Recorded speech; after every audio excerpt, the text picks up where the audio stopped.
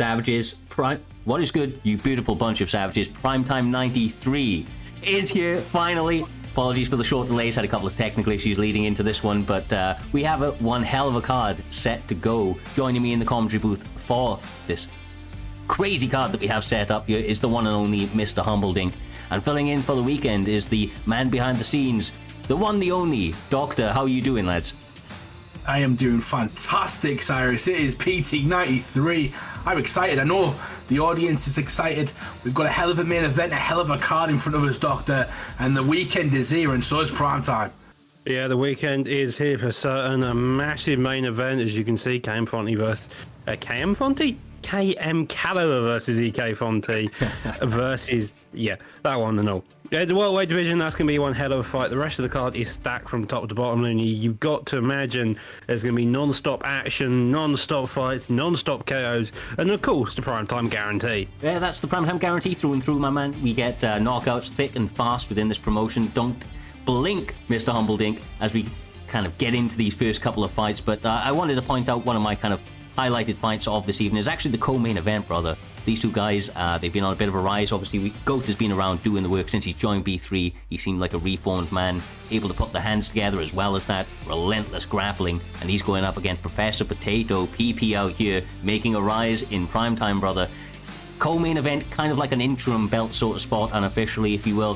One of these guys, of course, is going to be up next to fight the champion Smudger next weekend out. And these guys are going to go hell for leather trying to secure that spot. Yeah, two absolute fantastic guys who've been banging out wins early this season, and that's what you need to do to get yourself a title shot.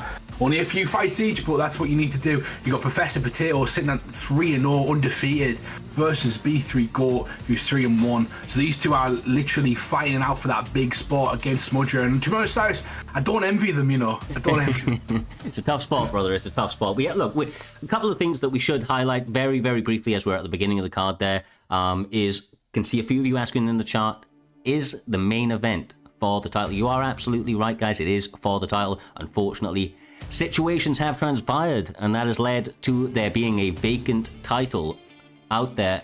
These two guys, top end of the Xbox division, Doc, they're going to step into that cage now and secure the undisputed Xbox Championship. Whoever gets their hand raised walks away with that almighty kind of accomplishment next to their name. And of course, EK Fonte going to be extra hungry for that because he's not had a taste of it yet. Not had a taste of it.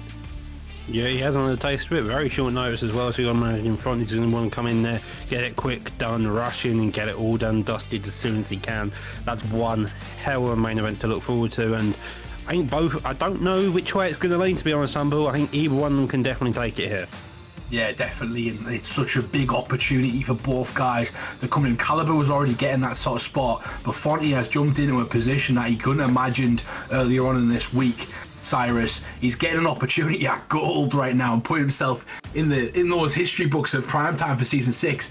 I mean, we know the first champion was Fad, who's the second champion. Caliber's going to get a shot. He almost was one of the best champions last season. I don't know if you agree with me, Cyrus. Yeah, bro. Caliber put together one of the best champion runs that we've seen. He went on a killer's road. The names that he was able to tick off when he was on that run was truly, truly mesmerizing. But of course, you know, it's one thing to kind of reach that pinnacle. It's another thing to regain it and stay at the top. And he's going to have to do that here this evening up against a very, very game opponent. But as you rightly said, Doctor, looking at the rest of the card, we have killer's row. Top to bottom, the action will proceed very, very quickly. I'm not going to really take too much time other than I saw him in the chat a moment ago, and looking at the card, he is here as well. Mango is back, brother. Mango is back on the card. That's nice to see. Of course, one of the OGs, he's going to be stepping in there up against Kuzi.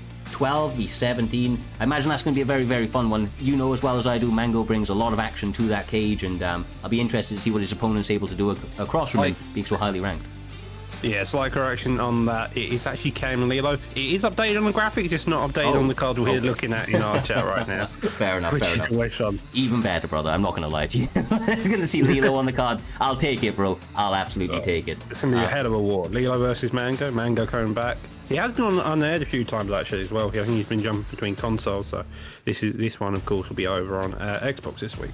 Yeah, fun. Well, I look forward to it. Without further ado, as you can see, we've got a number of fights to get to. We are not going to waste any more time gassing. We have the first fight of the early prelims out here, Mr. Humbledink. It is going to be ranked number 23 on the first fight of the prelims, ranked number 23.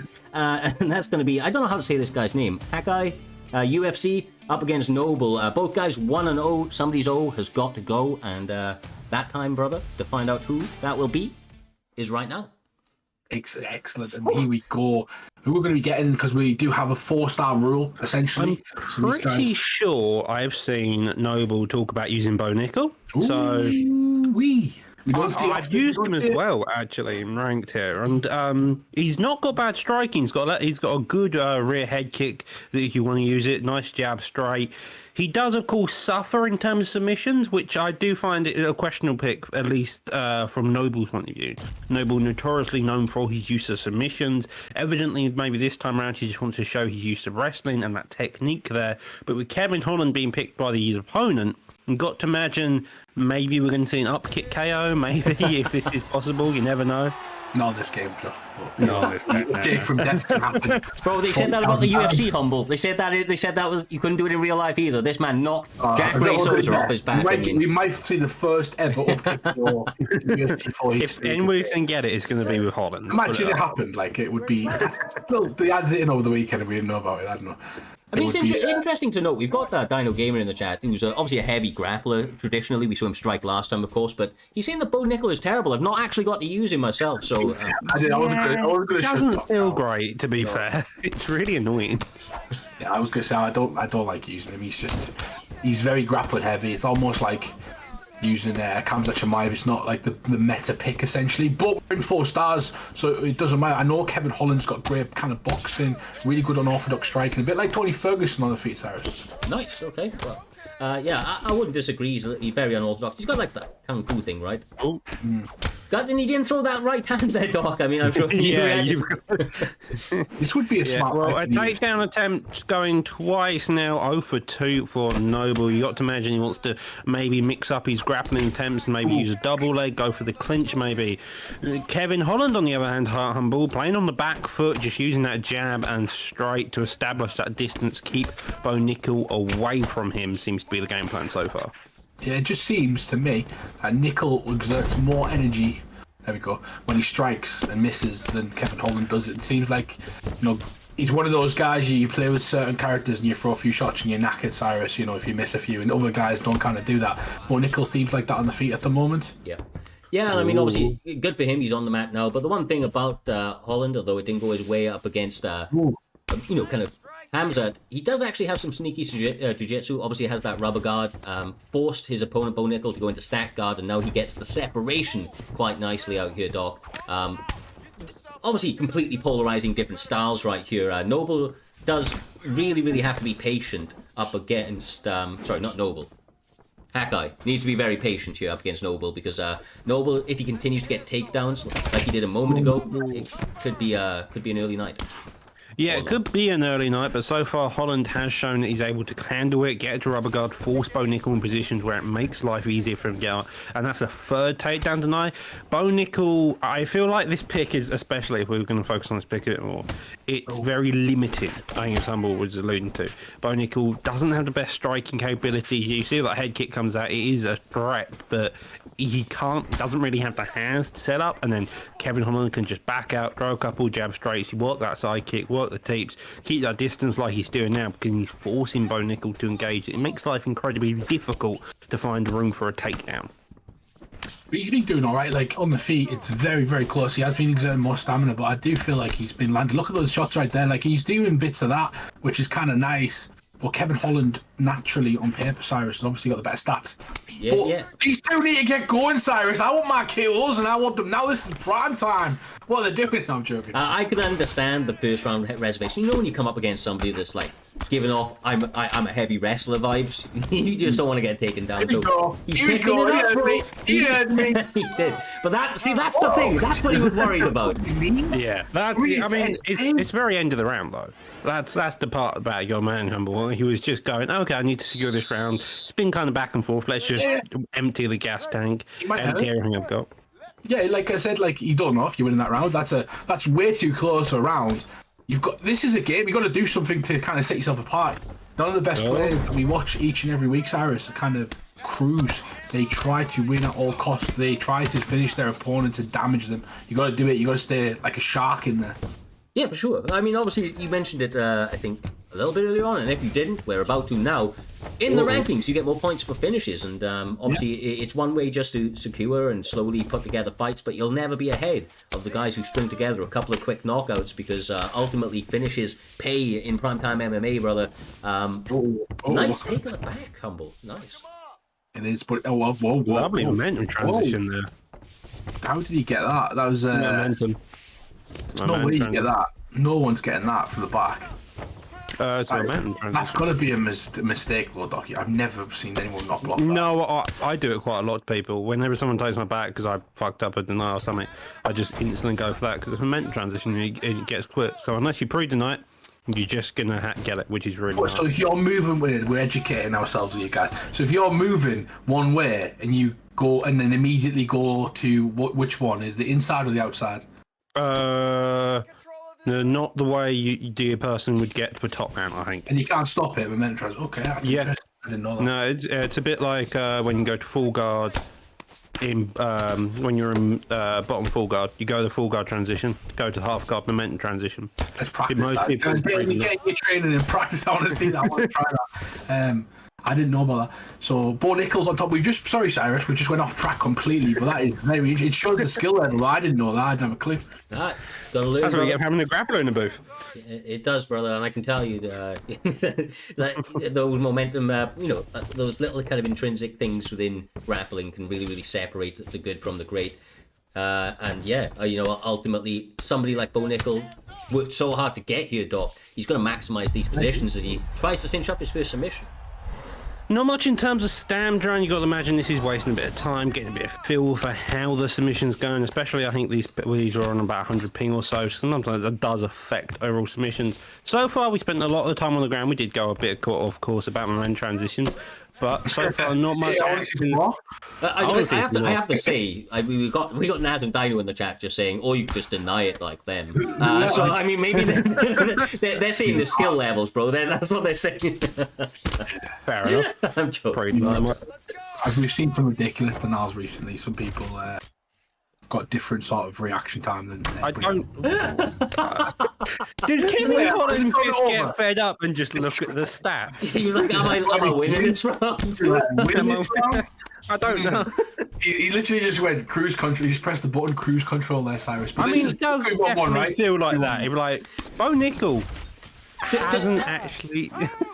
To say such little threat on the bottom here that I'm going to have a little look at these stats. No, that is a ballsy ass move, bro. That is a ballsy ass move. Well, as you can see though, 5 swinging strike to 0 for Kevin Holland. That's definitely not a 10-8, but that's not a great round for Holland. But he spent all the time at bottom. Noble does this again. Got to imagine Noble's wanting to do the same thing he did last round, maybe put a bit more activity. But again, he's down, one round? It's 1-1? Halfway through, have a little look, see if you're winning. And tap the guy. You listen, Cyrus, it's Primetime Mma. We don't sniff people. That's all I'm saying. Well, look, for what we are seeing in the chat and from I think what we are maybe seeing, on the scorecards, Holland needs a finish coming into this third round. This man has many on his resume. Hakkai does get the reversal, Doc. Trying to rush back to his feet and manages to do it. Do you think that Holland needs a finish? Do you remember the end of the first round when he went? I was going to say, didn't he win round one? I thought he did. But he checked the stats. And the stats didn't look this kind, bro. Oh, okay, all right. I don't care. Here we go. Oh my God! That's what we like. Dirty Dave him. Yeah, he definitely did. Crucifix position may have been a good idea here. Does get a deny, could easily go for it. Decides though to go for the up transition into the half guard. Gets denied there. Good deny for the arm triangle. So did see in chat from Dino calling about the rubber guard. That's probably Kevin Holland's idea now. If he can get to rubber guard, he can maybe get a top mount flip, maybe get to another flip just to get the get up, but does get denied there, Humble. Nice work. Yeah, he does get denial and he goes, nice work. Move 2 transitions right there. Gets a quick one back himself, but now he's into the sprawl position, Cyrus, and he's got a few options here, but the most obvious is to kind of stand up. He might wait it out and try and move to a different position or take back the side control. Yeah. A few options there. Yeah, I think Hakkai, is doing the right thing. He was just biding his time, waiting for the GA to build, and the referee actually stepped in a little quicker than I expected, to be quite honest with you, Doc. But back on the feet with a minute 50 left to go, and of course, if we saw anything earlier, it's that these guys are going for it on the feet. Oh! There we go. He's checking his stats again. Big knockout. He's checking his stats amid getting killed. Oh, the uppercut nearly comes out. Another rear hook, though. Bo Nickel, evidently, the entire round that he spent on the ground. This is what we're talking about. This is prime time right here. They're like the best 3 seconds of your life, Cyrus, these are. Well, they said Bo Nickel didn't have hands. He's now getting caught with a flurry from Kevin Holland. Who's winning this now? This is like I don't have a clue. This is like the Robbie Lawler McDonald fight. Everyone just remembered when it went crazy. Another spear, bro. Another. God damn. WWE shit. Let's go. Full guard deny there. Could go for crucifix or knee on bellies. Another good position. A posture up. Maybe tries to get some new strikes. Kill him. Kill him. Yeah, I agree. It's the Coliseum right here. That's all I'm saying. That was what a crazy minute, right? Yeah. Definitely the best minute of the night so far. These guys. Oh my God! Bo Nickel adding up some punches. Not enough, but I wouldn't really care. Whoever wins this wins. I mean, fair enough. Bo Nickel looking like he got 11 single strikes at the end of that and knocked down and stunned. Either way, though, fantastic job by both opponents. Bo Nickel taking the win. Yeah. Okay. You're right. That was, we might give them the nickname Quickie after that, Cyrus, because that was the quickest minute. I was excited for that third round was worth the entire wait. You know what I mean? Yeah, definitely, man. Yeah. They saved it all up, right? They saved it all up for that round, that 1 minute in that one round, bro, and they let it go. But all jokes aside, they were pushing it. I think that was a bit of a chess battle, to be quite honest with you. There was dire consequences to both guys being able to get, whoever was in front. If it was on the feet, it was obviously going the way of Holland. If it was on the mat, obviously Bo Nickel was reigning supreme. But what a great fight to start us off. I enjoyed it, that 1 minute of it especially. As we move on to the next fight in the early prelims, we have the one and only Pabst back on Primetime MMA. The lights are bright. He's been training people in the back, and now he's stepping into the cage himself, coming out of retirement talk to try and get a bit of a run here in Season 6. He's going to be going up against the one and only Rai Jones. We haven't seen this man in a little while. I think, is he still part of TFA now, right? Yeah, I believe he's still part of TFA. He's one of these guys that appears for a short while, goes on a good run, and then kind of goes back into the ethos sometimes. Perhaps, on the other hand, a man who's known for his sidesteps notoriously, very aggressive in how he performs them, makes it so difficult that you can never even land a jab on him half the time, I find. Normally better to use a lead hook as a jab instead of the jab. Here we see a Max Holloway versus a Mr. Eddie Alvarez. Yeah.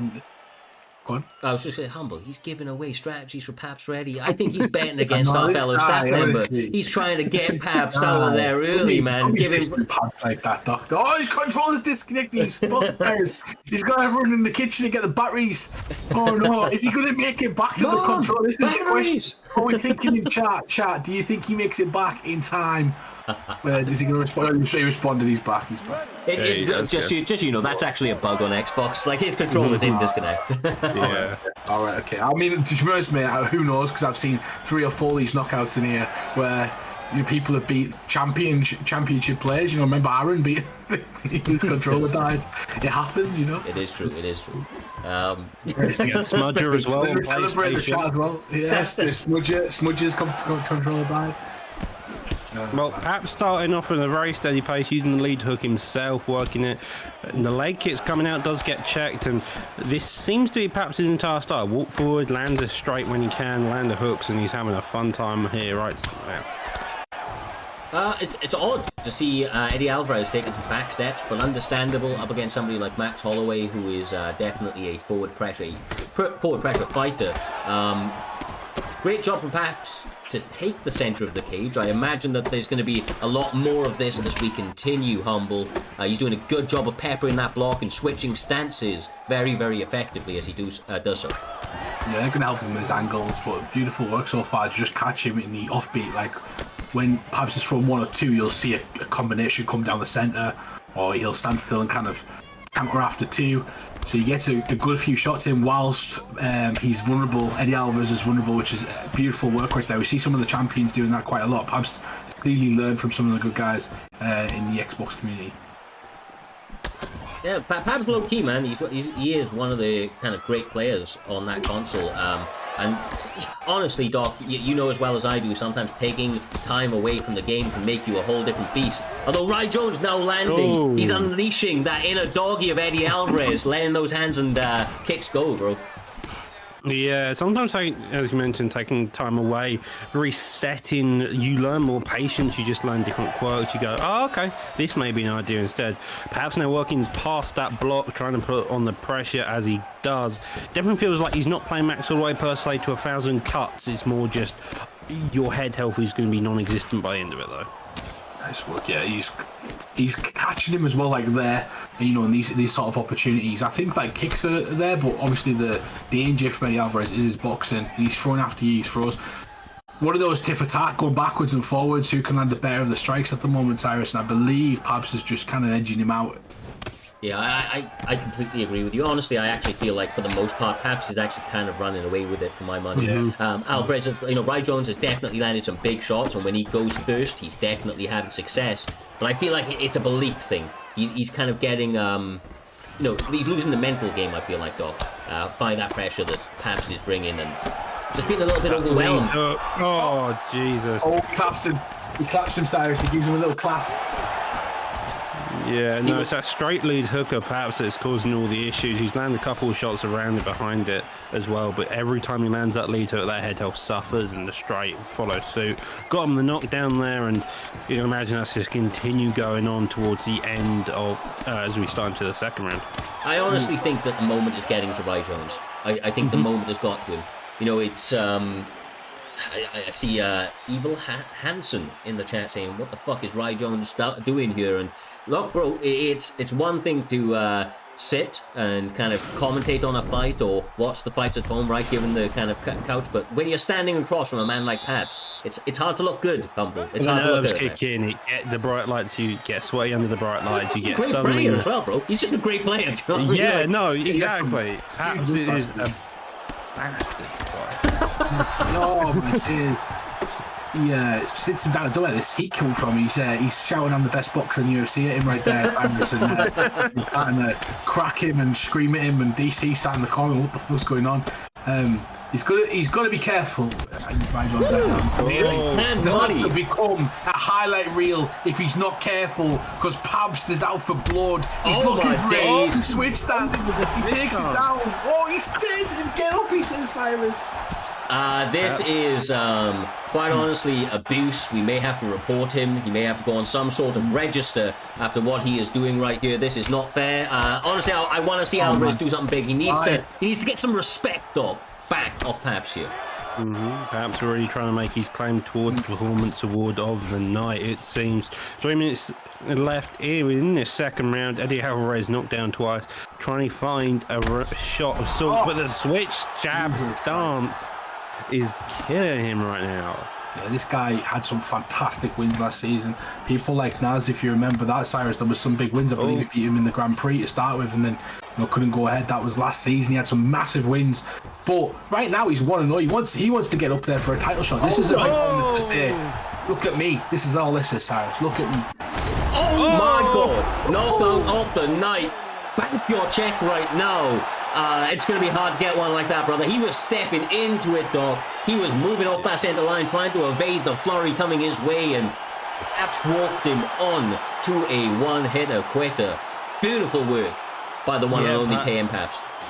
Pabst was slow, steady, methodical in his approach, started to come out more aggressive, and as you can see, it was just the wrong one move, and it flatlined Eddie Alvarez, shaking his head no as he crashed down onto the mat there. I'm the best boxer. Yeah, well done, man. Pabst looked like he should be top of the bill right there. That's what Pabst looked like. He looked like he should be up in the card, Cyrus, and I think he just did a good job to remind us of that. Yeah, I mean, look, everything is in Primetime MMA. You're only as good as your last fight, and he came out here and showed us that he is fucking amazing. So I'm looking forward to seeing what this man can do in his future. I hope to see him out in the next one. Obviously, unlucky for Ry Jones. he will be back better than ever, I am sure. We have seen this guy do some fantastic things in the cage. Of course, sometimes it's not your night, and obviously tonight was Pabst night, and the Kingsmen get off to their first W of this evening. It does set us up for another... Is this an Xbox bout, Doc? Ginger versus Fearbatch. Yes, it is. Yeah, brilliant, brilliant. Of course, Ginger has been bouncing back and forth between consoles. I know that shortly before the event, he was there saying that he hadn't warmed up here this evening, so he's been trying to get some rounds in quickly, trying to warm himself up out here, Humble. But what... like we said, bro, we don't want any excuses from this man. He needs to go in there and perform up against a newcomer to the scene, a guy that's been on a bit of a streak from the looks of things. Obviously 1-0 in the promotion. Definitely his biggest test to date, Humble, as he steps in there with one of the OGs in Ginger. Yeah, this is the pool that is Primetime. I'll give you a bit of an insight. There's over 90 competitors competing every single week for Primetime. We do an unaired thing as well, which you guys can join if you're new to Primetime, and we'll put a link in the chat. If you don't get on this card, if you're not one of the top ranked guys who gets on this card, you do fight still. You still build your record to get on the cards. It's a constant pool of people that come through, Cyrus, that are 2-0, 3-0, and they get tested quickly. That's exactly what is happening right now with Ginger. Yeah, exactly right. Look, we put on maybe, I think it's like 80 plus fights a week at this point, and we continue that. 52 weeks out of the year, more or less. Very, very kind of solemn are our breaks, but it means that these guys continue to sharpen their skills, and they obviously have been able to develop and rise to the occasion more times than not, Doctor, as Ginger's trying to really, really set pace up against the newcomer here. Yeah, so one of the best things Ginger is good at is the pressure game. He understands it in quite a lot of sense. For a lot of people who are very good at being anti-pressure as well. So he knows how to deal when he can. Fear Hansen, though, showing that if Ginger wants to start off quick, he can do the same. Holding that centre octagon, we're working that jab when he can. So far, it looks like Ginger overall's got the better combos off. However, he's definitely in openings that Fear Hansen could capitalise on if he's got a quick enough reaction time here, it seems. Yeah, if you've seen like about a minute ago, T. Hansen got his back against the fence with Ginger, got the clinch and turned it around pretty quickly in a nice position. That was good fight IQ, so we've seen some nice fight IQ from him. Not many people do that. Really clever. But now we're seeing Ginger test his grappling, and this is what players do. If you're not quite sure about someone, I'm not quite sure if these know each other, you test him in every area, see if you can get an advantage. Yeah, for sure, man. You've got to. It's mixed martial arts. Got to utilize the full set of tools at your disposal. Did have Evil Hansen in the chat saying Fear time. Of course, Fear a new camp on the block, it would seem. And is this the first time we've seen a Fear competitor compete out here, Doc? I've seen the names. I know they have been booked a few times. I think Hansen's competed 1-0, I think, so far. So has Batch. So they are starting to make themselves established within prime time. Well, I mean, this would be a great feather for their cap. Probably the biggest win in their, in their history books if they're able to get one over on Ginger here this evening. He does get a nice reversal over here, Humble, and we'll have to see what he's able to do from these positions. Seems like he knows what he's doing down here. Yeah, definitely. And you were talking about like Fear coming in as a camp. I mean, they go 1-0, right? So essentially, them as a camp, I think we've seen one competitor, and he's right now. So he needs to win this fight to represent his camp. Essentially, they've got their own records in here. We know some of the best camps, but he's going for a submission now, Ginger, trying to test the waters. He's up against a top competitor. It'll be interesting to lead front for a future teammates. Seems like Ginger's just testing all the waters, so because he's tested the strike and he started out very aggressive. He's then been playing not sloppy, but very much trying to see how much Hansen can deny. Tested his joint subs. Lovely. That really was, and that's a fantastic. Bro, if he does this right here, he might do it, bro. I'm telling you. This is well within, because when you can approach this sort of margin, the submission bar goes up quicker. The escape seems to be good, though. Ginger stayed very, very calm in that position and was able to work his way out of it. Only 12 seconds left in this round. Of course, no submission is going to be possible, but an interesting first round where I feel like these guys tested each other in a number of different domains, Humble. I think that they're probably going to go back to striking, and I'll be honest with you, they both kind of showed danger on the mat. Yeah, they both had a bit. I'll be interested to see if one of them kind of engages in that area. Maybe just mixing it up. But The striking from both guys as well was okay. I felt like Ginger was doing well in the striking when he was pressing forward, but he got a bit too cocky for a bit too many combinations, and when he landed in the pocket, that's when Fia kind of clinched him, turned the position around, and then started catching him. Now it's a battle of the centre of that octagon. Yeah, every fight starts striking, and these two wasting no times in engaging. Got to imagine what the ideas are going to be now, since they want to shoot a takedown, do they want to go back down to that amount, or do they want to start really engaging? Elbow, uppercut following suit there. Ginger looking like he's trying to find some big counters, and instead of playing on the back foot, that slip though, dodged around the bobblehead there. Elbows comes out as well. Look, Humble.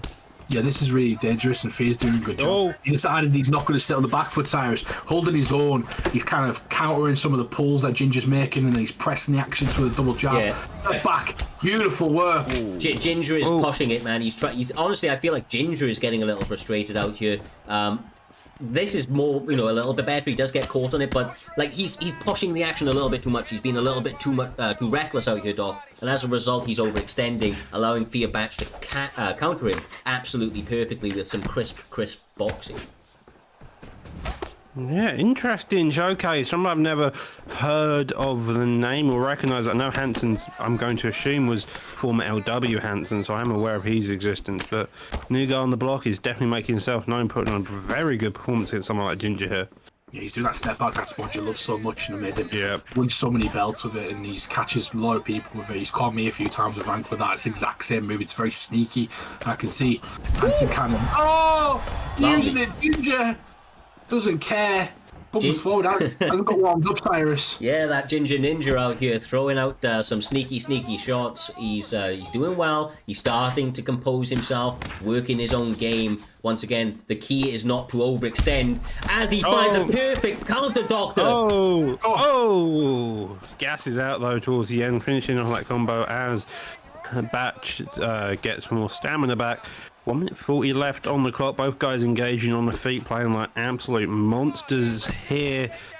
I'm not sure who's leading the fight so far, Humble. But both guys trying to get counters right now as well. They're kind of trying to, they're kind of fitting a counter reach, and they're both wary of the counters now. They're not falling into the same traps, so it's become a bit more hesitant because they're aware of each other's traps. They're aware of the damage they can do to each other. So far, Cyrus, pretty even round. Ginger seems the more frustrated in this round, but he has had his moments. Yeah. I don't know if he got a knockdown or a rock. I cannot remember, but it has been close either way. He did get a pull counter elbow, and he got the stun out of it. I don't think he sat him down with that. Very close round. I would say this one's probably Ginger's, unless something big changes in the final 30 seconds. Genuinely though, I am just absolutely blown away with the way that Fia Batch has been performing in this one. Although he's having some adversity now, he is showing a lot of tools. He's showing a lot of skills that people kind of struggle with. Just very, very well rounded out here, Doc.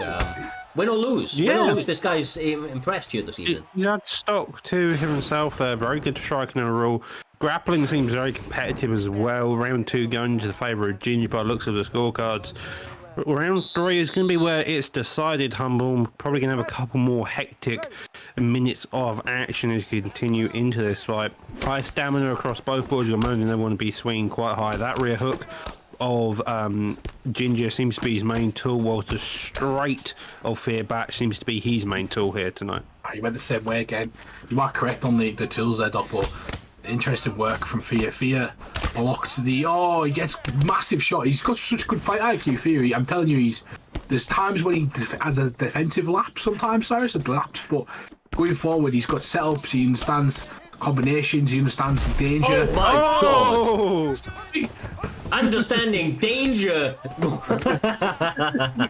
Famous wild words, bro. No, I know what you mean though. He's been looking fantastic for the most part. Like I said, he's really, really impressed. Ginger is such a dangerous kid out there though, man. I mean, as this said, he just finds a way to land that shot. He does. And he might get the finish here. He's got that killer instinct.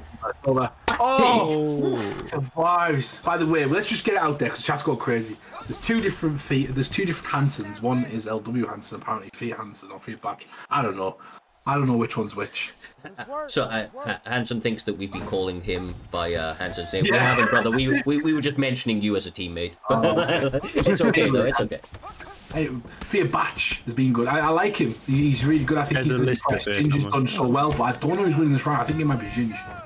I think it's Ginge. He got the stun earlier on. Fear trying to now take out of here, but the ground and pound of top mount may be a bit too much. The head health took a lot of elbows over the course of the last 2 rounds. So you imagine if Ginge can hold this position, figure out the top mount defense, and then start to dig down, he's going to really have a lot of success.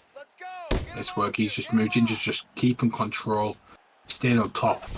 He knows this is a close fight. I don't know who's been winning the round, Cyrus. I can't remember the first or second round to say who's been winning. Be fast-paced, man. There'll be a lot to keep track of, but I don't think we're going to need the judges, as the submission attempt here from Ginger is nicely denied by Fear Batch. This man showing that he knows every element of mixed martial arts. Gets back to his feet as well, Doctor. Lands a flurry. Fear the Reaper. Oh my God, he's just running. Bro, what in the world was that? That was more than the kitchen sink, that was. That was the kitchen sink and the water inside the kitchen sink and the kettle next to it. Oh, wow. That was a wild combo. I'm a player though, this is a dangerous, this can go very quick, especially Dustin Poirier having the chain of the omoplata. This could be a deadly position if you're Ginge right now. Ginger's got great submission defense, to be fair to him, man. For all of the past, he can get frustrated out on the feet sometimes on the mat when in submissions. He seems to like just center his inner zen out here, Humble. Yeah, it's hard to get this, man. Yeah, no finish though. He looks like he's going to go to the decision and he's happy with it. Maybe I don't 2 shots to finish the fight. Nice. So decision win for either guy, but I like both guys. Ginger came in, he fought a guy. Maybe he knows him. I'm guessing if he knows Fear. And you know he's come out there, he's represented his camp well. I felt he looked smart in the fight. That was a tough fight. That was a really tough fight. That was a very tough fight. I mean, both of them looked well. Batch adding stock to his. I think you can't. Because Fear, and that's where my brain's going to.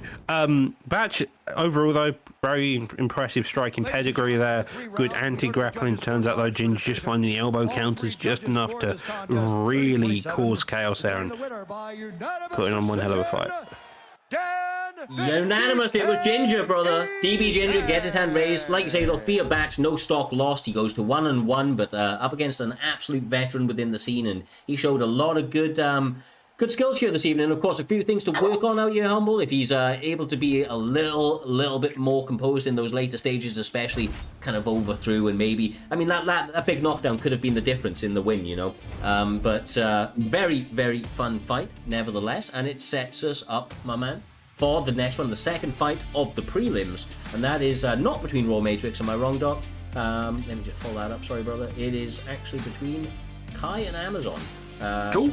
Kai and Amazon. Bit of a different one, I know, but that's what I have here. Please correct me if I'm wrong, Doc, but Kai and Amazon is up next. 1-on-1, the 1-on-1, 2 guys that have been around the scene for some time. Of course, we have Kai, the former champion, fallen on tough times recently, Humble, as he has let his emotions get the best of him, and he has dropped a couple of fights, but obviously he is looking to bounce back in a big way up against the ever-ready King Amazon. Yeah, I'll say this. He had an incredibly successful season last season. You know, he was a number 1 contender for a long period of time. He was fighting for the belt for a long period of time and then eventually won it in the middle of the season. And, you know, came again and nearly got it at the end of the season. So he had a couple of runs at that belt. And if he can kind of get better this season than he did last season and win it a couple more times, you know, he might be bordering on one of those regular champions that we have, Doctor. Somebody who can represent and kind of push the envelope every single time he comes. He just needs a bit more consistency. In my opinion, killer instinct. Yeah, very much. Just be, but you only get that from fighting over and over and over again. It's just having so many fights on your belt that suddenly, okay, this is just your status quo. If you look at people like Caliber, Trixie, Naz, all those people have got hundreds of fights under their belt, so they know, so they've been in every position you can imagine, and if they haven't been, they know very well the tools of how to adjust and make sense of that position they're in. Nice work from Barao there. Oh, we got the PlayStation Champion keeping an eye on all of the action here this evening, Smudger in the chat. And if you are enjoying, we see a couple of new, obviously, guys coming through following. We appreciate all the support. If you are new to Primetime MMA and you want to join in on all the action, the Discord link has just been submitted in the Twitch chat. Oh! Try to showcase that you're the next one up, Humble, just like these guys are trying to do right here. just trying to for the fight. Kai's Right typically there. a grappler, though. Sorry to cut you off there. Kai's typically a grappler, so seeing striking is a wonder in itself. Marlon Moraes has good subs, doesn't have the greatest takedown, if I remember correctly. He also struggles with terms of that chin, and you're seeing that now as Renan Brunel just causes chaos there, non-stop punching action towards there, put on a hell of a performance with does Amazon. Dropped him, and now he's gone back to the fence. Nice work again. It was an intense little bit of a moment there, Cyrus. Both went back and forth. I'm liking the pressure that I'm seeing from Renan Brunel. He's really putting it on him, and he's Kai, for me, he's looking for certain combinations. He's starting to catch him now, but it's taking a bit of time before these kind of land. Very, very nice. Yeah, these guys are setting a real quick pace. Amazon has always done that, though. That's getting walked onto a few shots.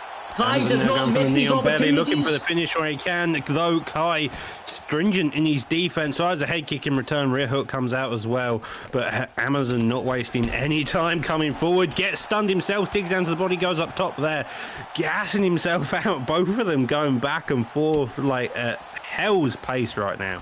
Nice front kick from Amazon as he comes forward. He's looking for the opportunity. Kai, big shot again. I'm not sure what's going on with Kai. This is like a much less reserved, Kai that we're seeing. I don't know if he'd probably agree if he watches back. You know, it's something I'm not used to with him. I don't know if King Amazon is kind of catching the shot or if Kai's getting frustrated, which is not what I'm used to seeing, Cyrus. Yeah, Kai, of course, with Marlon Moraes pick, a little bit different from him. He does like to mix in the grappling sometimes, and maybe not something that's going to be favourable in this matchup.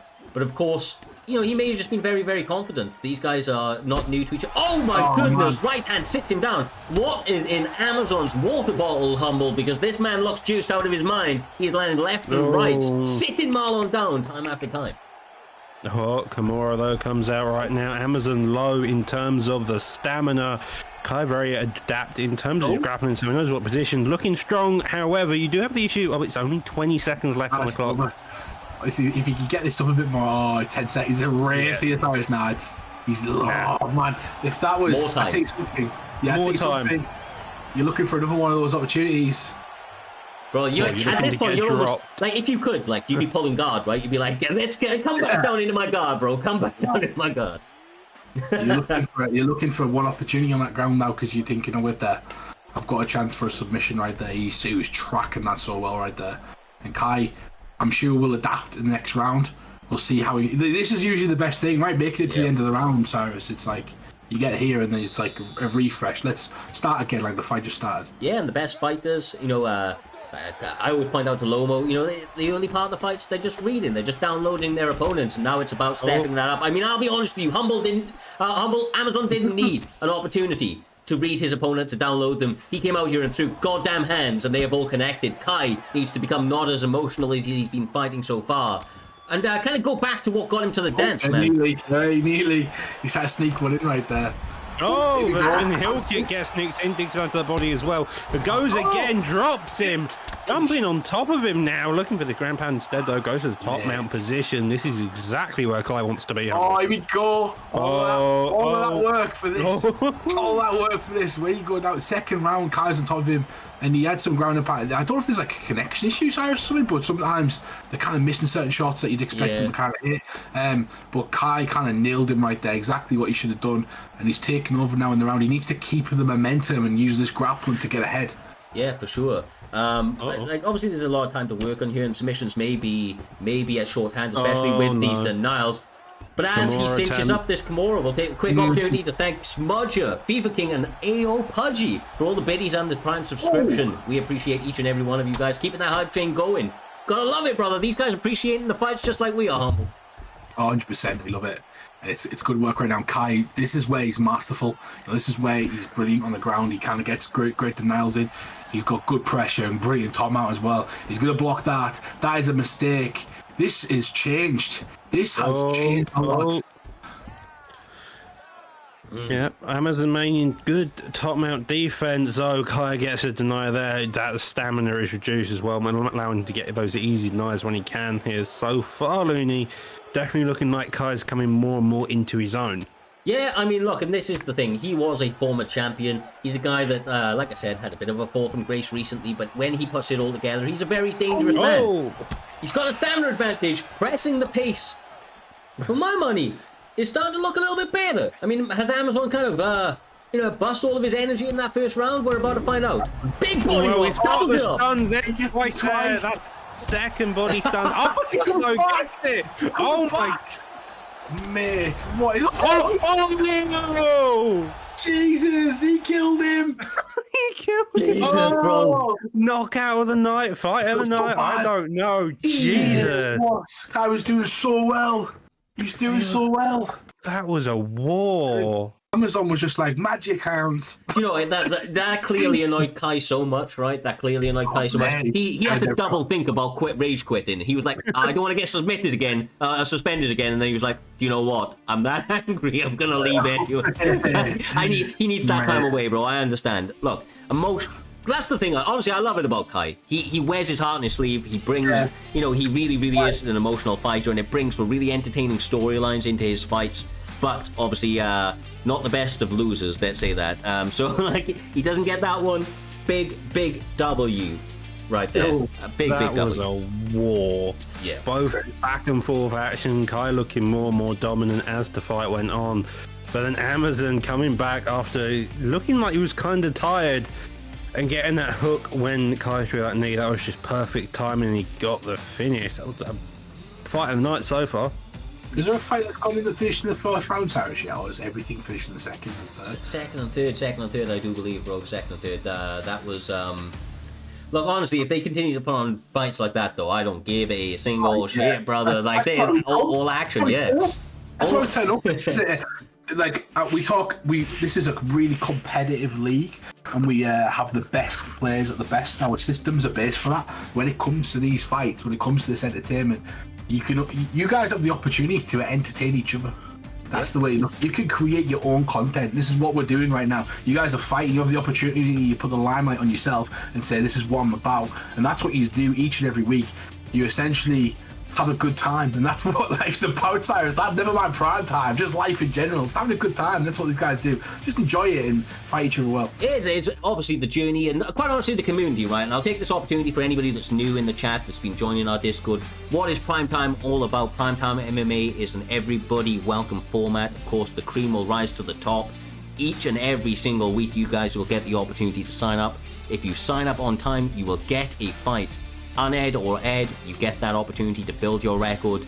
Start to write your own history books, if you will, Doctor. And of course, there's many ways, brother, to get involved within this community. We see the likes of course, Lucky in the chat. This guy does reviews for Primetime MMA and many other leagues within the community, showcasing. And like I said, there's so many ways. It's being involved in the community, brother, talking about fights, really getting together with people who are, fans of the same sport, love the same thing that you do, which is mixed martial arts. This beautiful chaos that is put on for us in this virtual octagon. And of course, IRL, man, this is the whole thing. This sport is a beautiful thing. It leads to so many uncertainties, so many different things, and that's why we love it. And quite honestly, brother, that is what these next guys bring to the table. It is virtual violence, to quote the one and only Boiler. It is beautiful destruction, and that is the one and only Kante up against Logical. These guys been on a bit of a tear. I've been impressed with what they brought to the Octagon, Doctor, and I expect a big fight between these two guys. They have like a striking style, which is very entertaining. Yeah, I definitely agree. Kante's a man that will throw a kitchen sink at you and make sure it lands, and if it doesn't land, he's unconscious himself there. Logical, very similar in mindset, part of the DB camp. Saw Ginger earlier, so you know the man knows how to strike as well as grapple. Both of these guys in the welterweight division, Masvidal versus Conor, both strikers at their heart. There is a fight favour going towards Masvidal, but it's under the bright lights, humble. You can imagine that's not going to play a difference in how they perform here. Oh, 100%. If you guys in the chat want to join in the betting line, Cyrus, they are started right now, so you guys can go. I think there's about 30 seconds left. Put your picks on who it is. It's just channel points, not robbing your blind right now, Cyrus. So use those prime points. Use those prime points for sure. And as we get into the very first round, want to shout out AO Pudgy, Beeper King, and of course, I'm the GOAT. Those Betties, bro, those gifted subs, these guys coming through with mad support here this evening. We appreciate each and every one of you. The action, brother, the action. in this one, it's not going to take too long to continue. 1-2, straight down the barrel. Logical trying to take a more fundamentally sound approach with that boxing. Masvidal getting a little bit wild with those hands from Kante. He does like to throw those overhands. Ooh. Yeah, these guys both woke up and said, "Let's punch for each other's guard." Yeah, pretty much. Yeah, this is. They're not really. Oh, Elbow. That was nasty. He ducked his head into it like hello. We Like could have put this. literally ducked his head into it. Humble, we could have put this in a phone booth. I don't think we needed to rent out the cage for What are this they moving one. for? Why are they moving? No, Put a tire in the center of the octagon. Let's see who the man is. I think Kante would enjoy it as well. That's the best part. This man lives off of giving other people brain That'd be damage. a good training mode. UFC 4, that'd be a good training mode. Just saying. Yeah. That's how there we go. Right, let's get back to the fights, Doctor. Every time we're distracted with these. This has been a crazy sort of slugfest in the center of the octagon. Now we're seeing a bit more movement from Logical. Maybe he used his brain, got a bit logical there, Cyrus, and thought, actually, I'm going to try and win the fight with some different sort of, I don't get caught, it's a 50-50 maybe. Well, if we're talking about the stats of the characters, you've got to imagine McGregor definitely overall is the better strike here, and he's got more damage and the rest of it. His footwork as well, which is what Logic is using a lot here. He's using that footwork coming in and creating that distance you see, and then deciding, okay, let's re-engage. Kanto's kind of just there and just trying when he can see the block or the head. He's not really he's indiscriminate in his attacks.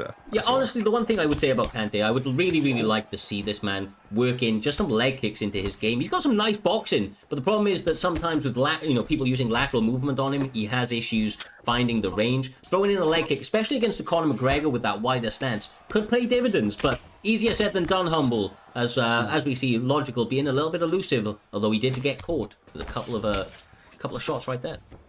He did. He's starting to use his movement really, really well. He create a few more angles than his opponent is helping him out, but Masvidal is just a force at the moment. He's coming forward. I do see a stamina discrepancy, which he can start working on. Work on this. Work on this. He catches him right at the end. That punch. I told you, some beautiful destruction is what we are about to see. Well, he's heard your advice about the leg kicks as well. Very nice, very nice. Working those legs in the clinch position, disengaging afterwards as an end draws to the round. It's looking like Masvidal's going to sneak the win. As I say that, though, the bobbling of the head, bro. I love that. Can you imagine actually getting clipped and just be that was a wild ending. Jesus. Goddamn, love it, bro. The most realistic part of UFC 4 right there. Head bobbling. I love it, bro. I love it. Yeah, have you never seen someone on the ground? The Undertaker does it. That's why he was getting. My! He's bobbling his head. The head bobbling not working exactly to plan. McGregor trying to get the finish, only just surviving. Does Masvidal now in the bottom side control. Got to imagine Kanto's want to get up to his feet as quickly as he can. Try to get that knockdown back. McGregor, though, seems to be happy to work on this ground and get some massive ground and pound damage off. Beautiful, beautiful, beautiful ground and pound from Conor McGregor. Honestly, a bit of an underrated ground game Conor McGregor has. He's actually not as bad as people think on the mat. Does have some good ground and pound, and quite honestly has positional awareness. Although, Ooh, I like that. I've never seen that animation before. I was gonna say, lovely, unique takedown defense from Jorge Masvidal. But again, clip, humble, left hand money. We've seen it again. We've seen it again. Uppercut there, elbow comes back. Knee. Come on, this is that's a violation. No, I can't watch That's it. the other violation. I'm turning my back on this screen, Cyrus. I'm turning my back. I don't believe. That is. You turn your back 1 minute, someone's going to get KO'd. Disgusting. I honestly. Oh my God, he's gonna win it as well. Oh, that lead hook landing again there. Now looking for the finisher in the clinch. Goes into the top man, ground and pound position. Looking like he's going to get it finished. Trying to block as many shots. He somehow survives. He's got no head help.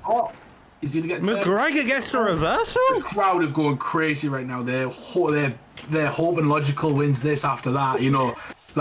We don't. It's not banned, Cyrus, but essentially morally wrong. It's definitely people don't like it, right? People frown upon that shit, but Look, he's doing what he needs to stay alive in this fight, and I'm telling you, like, I can't blame the guy, but obviously it's out of the frying pan into the fire, because although that bobbleheading continued, he is still in a pretty dangerous position with Conor McGregor riding out these top control positions. Don't know what happened with the stream there for a second. Hopefully everything's still good, but he can't get out of this sprawl position. Good work from Kante to hold him here. The separation is inevitable. With about a minute left on the clock, that allows him an opportunity to push forward and try to land some flurries before this round's over. Keep him there, so what just happened? He's got to get back on the horse. He was doing really well. He hurt his opponent to cause the bobblehead. Yeah. And, he went off track because he got suckered in. He's like Venus flytrap almost for that bobblehead. You got to be more patient. Oh! One hit, a quitter. Left hand is money. Kante finds a mark, sends him to sleep into the land of wind and whispers. Humble, beautiful shot selection. Jesus Christ, I cannot commend that win. I'm not joking. He got a great finish at the end of the round. Going to be. Our chat's going to be going crazy with that, but beautiful knockout. It was a beautiful knockout, but... It does seem like he's made an enemy of the entire camp. Yeah, do you know the way to do it? Beat him. Go and beat him up. Prove him wrong. If you don't like it, beat them up. That's the way to do it. In the chat, JT always posts to people gonna cry. I feel like that's what that's gonna be his attitude now. Gonna cry. Because like he did the thing, man. He survived. It's not banned. It's like obviously frowned upon. The guy moved his head. He survived. Found an opportunity, landed that left hand. I ain't complaining, bro. Walks away. Kante with targets on his back. Gets this fucking W, dog. Gets this W. Gets this W indeed. Fantastic, Bubba. Man, Kante looking like the best striker overall, even if some people may disagree with that option. He definitely got the win here and put on one hell of a performance. Well, without further ado, we move upwards and onwards to the next one. We are only halfway through our prelims, Humble, and I want to highlight this. Primetime Mma, the best in the business right now, got number 12, Crod. New to Primetime MMA, 1-0 in the promotion, getting a big knockout, of course, looking to step across from rank number 14, Mike TT. What's this, Doctor? I feel like... I think this fight's scrapped. Bro. You guys responded. Either way, my point was being that halfway through the prelims, we're already getting to the top 15 competitors. And since we're going to move straight past this one, I'm sure we'll see those back another day. That mystical tree somehow wrapped their vines around these guys and made them disappear from the virtual octagon. Either way, we have KM Lilo up against 6 Mango. I said this was the fight I was looking forward to, Humble. So I'm going to throw it to you, brother. 6 Mango OG. He's been with us since the early IFL days, taking a bit of a break away. This man had before me. Bro, yeah, I mean, look, genuinely, he was one of the first 20 people in the league, I believe. So this guy has genuinely been around from day dot. And he is now back, taking on one of the young guns. It is the KM Lilo, the kid extraordinaire, the one that went from best improved of last year to champion very quickly this year. I'm interested to see what the new guard can do against the old guard, brother. Yeah, 100%. He was literally one of the most improved player of last year, I believe, and he's fighting somebody who I know. Lilo is that guy. Lilo is the guy who comes up with them sick combinations. Mango, I don't know, Cyrus. You guys are talking about Mango like he's the next big thing, like he's the Brock Lesnar of the primetime division. So I'm excited to see what he is going to bring. But I'll tell you something. I do know what Lilo brings, and Lilo brings exciting pace, great combinations, and this man will get the job done in an inch of a second if you give him the chance. That's what 6 Man goes up against. Here we go. These two are going to be putting it on the line right now. I'm back. Apologies. Something I managed to lose all audio. Don't understand that one. But hey, yeah. I didn't even notice. Bro, that's deep. That was deep. Deep cut right there that from was Humble. Shots fired. Well, load up undisputed after this. 6 Mango using Murakano, Lilo using Mafsdale. Both of these guys notorious in both their approaches. Lilo, a veteran of the fight game, but Mango an even bigger veteran. So will Lilo be able to get this jab established early and start causing havoc, or will Mango find an answer for his shots here? Pushing forward is Lilo. Lilo's like came out like a bat of hell right there. He's got literally, this is like, I don't respect you. That's almost like what he's doing right now. I don't respect you. Deal with this. And 6 Mango's got to make him think about what he's doing. He's got to make him second guess himself. Because I do believe Cyrus has got this sort of worst of the meta picks. Would you agree? But for sure. I mean, he's got Jorge up against Moicano, but Moicano, let's be straight. Six Mango is not a guy that picks OP guys. He's not going to pick the top. He's going to pick a guy that he likes. Yeah. So, and he's always done that. He's always done that, whether it be win or loss, right? I want to see how much the cage kind of jitters are going to play into this, because it's been so long since he's competed under the bright lights of Primetime MMA. But kind of landing some shots, but he's eating too much, Doc. He needs to be a little bit more elusive. And while we're on topic of Moicano, he needs to have his fighter model updated, bro. Like ASAP. Well, I'm pretty sure someone won the major big esports with Moicano at one point, so I think Crooks did. So Moicano can definitely be used in a really high level competitive play. You just have to execute it really well. Yeah, and against someone like Lilo is a top player. He throws combinations with conviction. You barely see him kind of miss the combination. It'll always land on the block, or it'll kind of land on the guard. And the only times he kind of misses those shots are when the jabs, Cyrus, when he's not close enough to land you. He's very good at distance management. He throws the correct shot at the correct time. Yeah, exactly right. Lilo, honestly, was one of the biggest improvements when he went to KM, okay? KM are such a technical group of lads. They really do have technical excellence on the feet. And I feel like it improved his timing and his shot selection infinitely. And that really has kind of propelled him onto greatness. But he is getting caught, as I said, that he catches Six Mango with a six-piece. The rear hook, as you mentioned, just fantastic across the board. KM's really just developed that skill and made that jab even more established, and that's what most of the KMs are. They've got very signature striking styles. When you fight a KM member, you know they're a KM member, and that's just from the way they all strike with their adjustabilities. So far though, Lilo continuing to put on this pressure. Mango trying to find an answer backwards, but so far he's having difficulty moving off to the side when he can, but again he's just constantly stuck against that fence. Oh, nice work. Catches him with a hook on the outside. Does get off the fence now. Oh my God. I'm telling you something. Lilo has not come to play. He's the top guy in one of the divisions. He's getting back up. This is personal, Cyrus. I'm telling you now. Lilo is like, you forget about me. You forget about me. Give that intro to that Six Mango guy. What about me? Lilo is the man, Cyrus. He is the guy. Look, I'm telling you, he's a lovely kid outside that cage, but get him inside that cage and he's a different beast entirely. That kid throws hands, bro. Young blood in there, continuing. Look, when this guy is like, as he continues to get a little older, as he continues to get more and more time in this gaming sphere and the esporting community, he is going to become a fucking menace more than he already is. You can see the technical excellence that he is putting on display. He has to keep that going, though, of course, because if he allows Moicano, if he allows Six Mango in, Mango is a 3 to 5 round fighter. May not need to get there though. Sits him down. Uppercut from hell right there.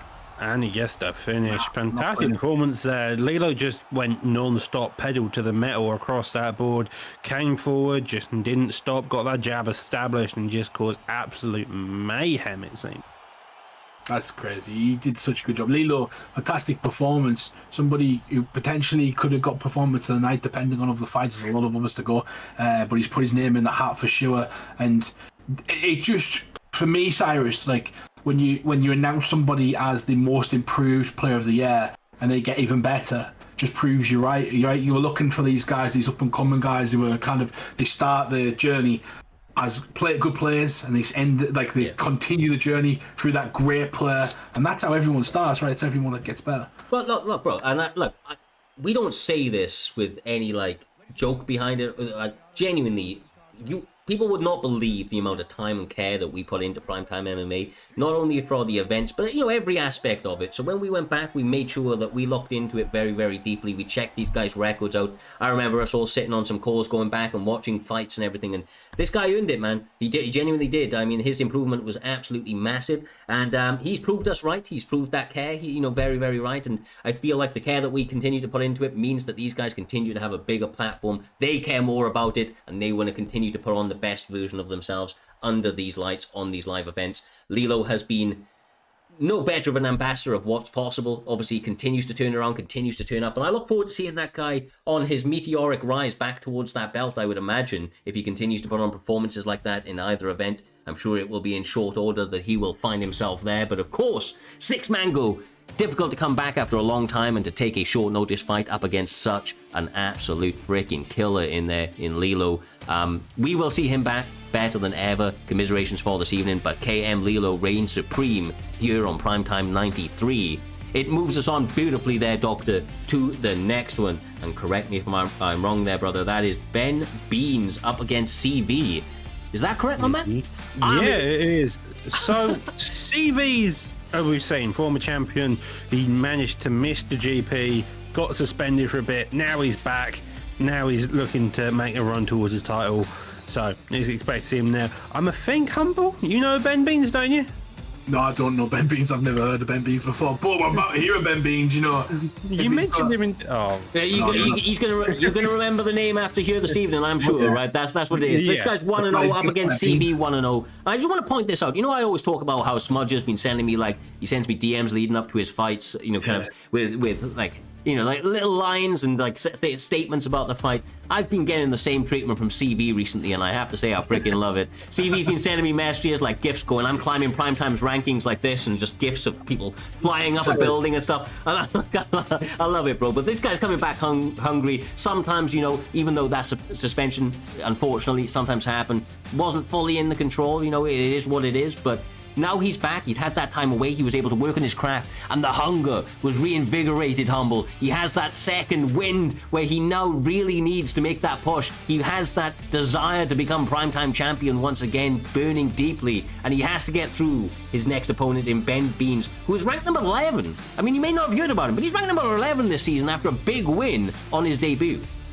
Yeah, it's obviously at the start of the season, and all these guys are like, you can go 1-0, 2-0, get big fights quickly, and he needs it because Ben in the Beanstalk is about to take on his giant in CV. CV is that guy. You know, he had such a fantastic run last season, building up all the way to the championship, which he won in dominant fashion, destroyed guys for fun, essentially. And Ben Bean needs to come out in his live debut and prove to the world that he's one of the best, because this is one of the best guys in the world right here. This guy's someone who finishes top 10 every single season.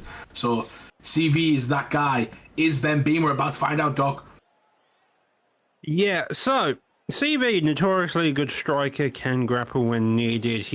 We've seen him pressure people. We've seen him put on performances of the night. He's very much established in all areas of the game. So if Ben Beans wants to add more stock to value, he's going to do similar to what Fear Batch did when he fought Ginger. Look competitive in all areas, put on a very good showcase, and slow start. It seems like it's going to be the main game right now. Nice, good. Moving forward. Talk about the picks here, Humble. Let's talk about the picks. Anthony Pettis up against Giga Chikadze. Two guys that have very, very entertaining striking styles, and of course, I mean, if you don't know Showtime Pettis, I don't know, you've been living under a rock. This man can genuinely do it all, brother, on the feet. Some of the most dynamic striking known to mixed martial arts. Yeah, Pettis is a beast. You know, he's fighting the one and only Giga Chikadze. You know, he's a brilliant competitor, is Giga, and he's essentially one of those guys that can pick his opponents apart with good kickboxing. Remember when he was called Volk? Remember that? It was crazy. Yeah. Got stopped by Calvin K. But Pettis is not no slouch as well. He's been through a ringer, you know, so Pettis on this game is like an older version of Pettis. He's not that UFC 3 sort of Pettis that was a top title contender. This is a guy who's a 4-star kind of fighter, got good dexterity in his kicks, but also a weak aspect in his chin. You know, he can get kicked a lot. He's very vulnerable. I would argue Pettis is a better pick in this game than he was in UFC 3, though. He's more agile in all aspects. He's got solid kickboxing and good BOJ, got rubber guard, a lot of submissions as well. And I think it may be an idea, if as this fight progressed, to maybe offer that as an idea. Maybe shoot a takedown of his own, maybe go for the clinch and get a judo throw. But so far, both these guys wanting to keep us on the feet so far. And I feel like it's going to be CV's war so far. It looks like he wants to work quite a lot to the body as well. Cyrus giving us some exorcist sort of vibes right there, switching the channel. Apologies, brother. Apologies. Flicking between making a setup. No, it flickers on, bro. I don't know how to stop that shit, but it happens. Either way, they continue. The head kick, the lead head kick from CV, has been a tool that he's been throwing out there. I don't know if it's just to keep him honest, but obviously he has to be careful. Anthony Pettis is a shorter guy, and he may end up ducking that, coming back with a big counter if he's not too careful.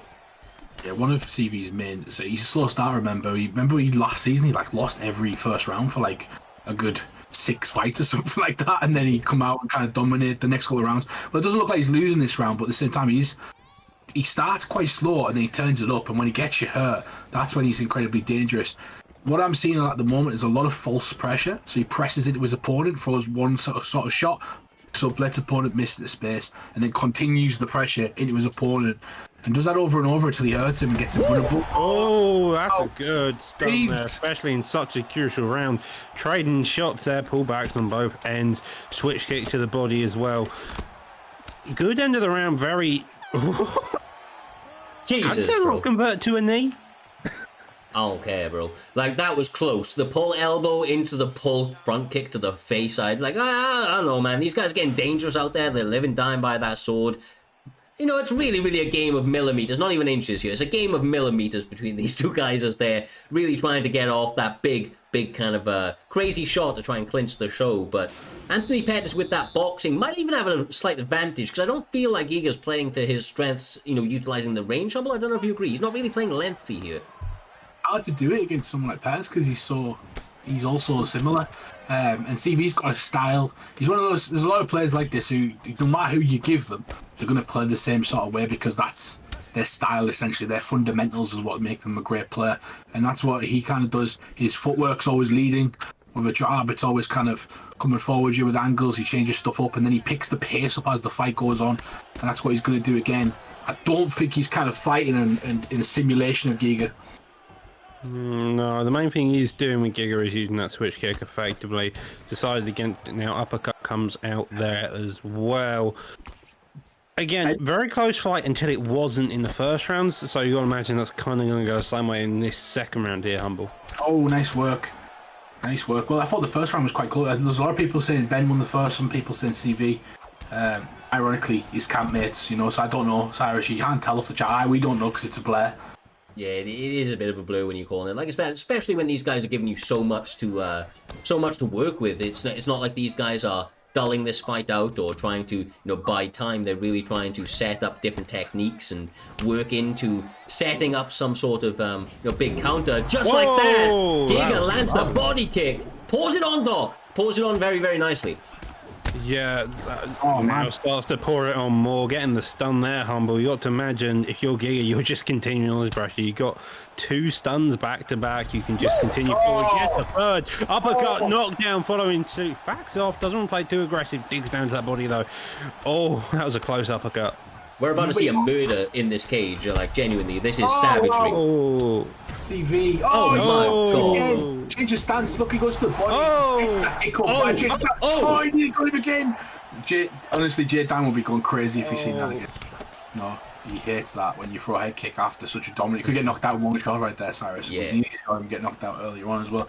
That's what I said, bro. That head kick is going to get him into trouble, you know? Like, I saw it right at the beginning. He's favouring it this fight. Obviously, he's Giga, so they do come out quickly, but even so, Anthony Pettis, a little bit shorter. He's able to get under it quick.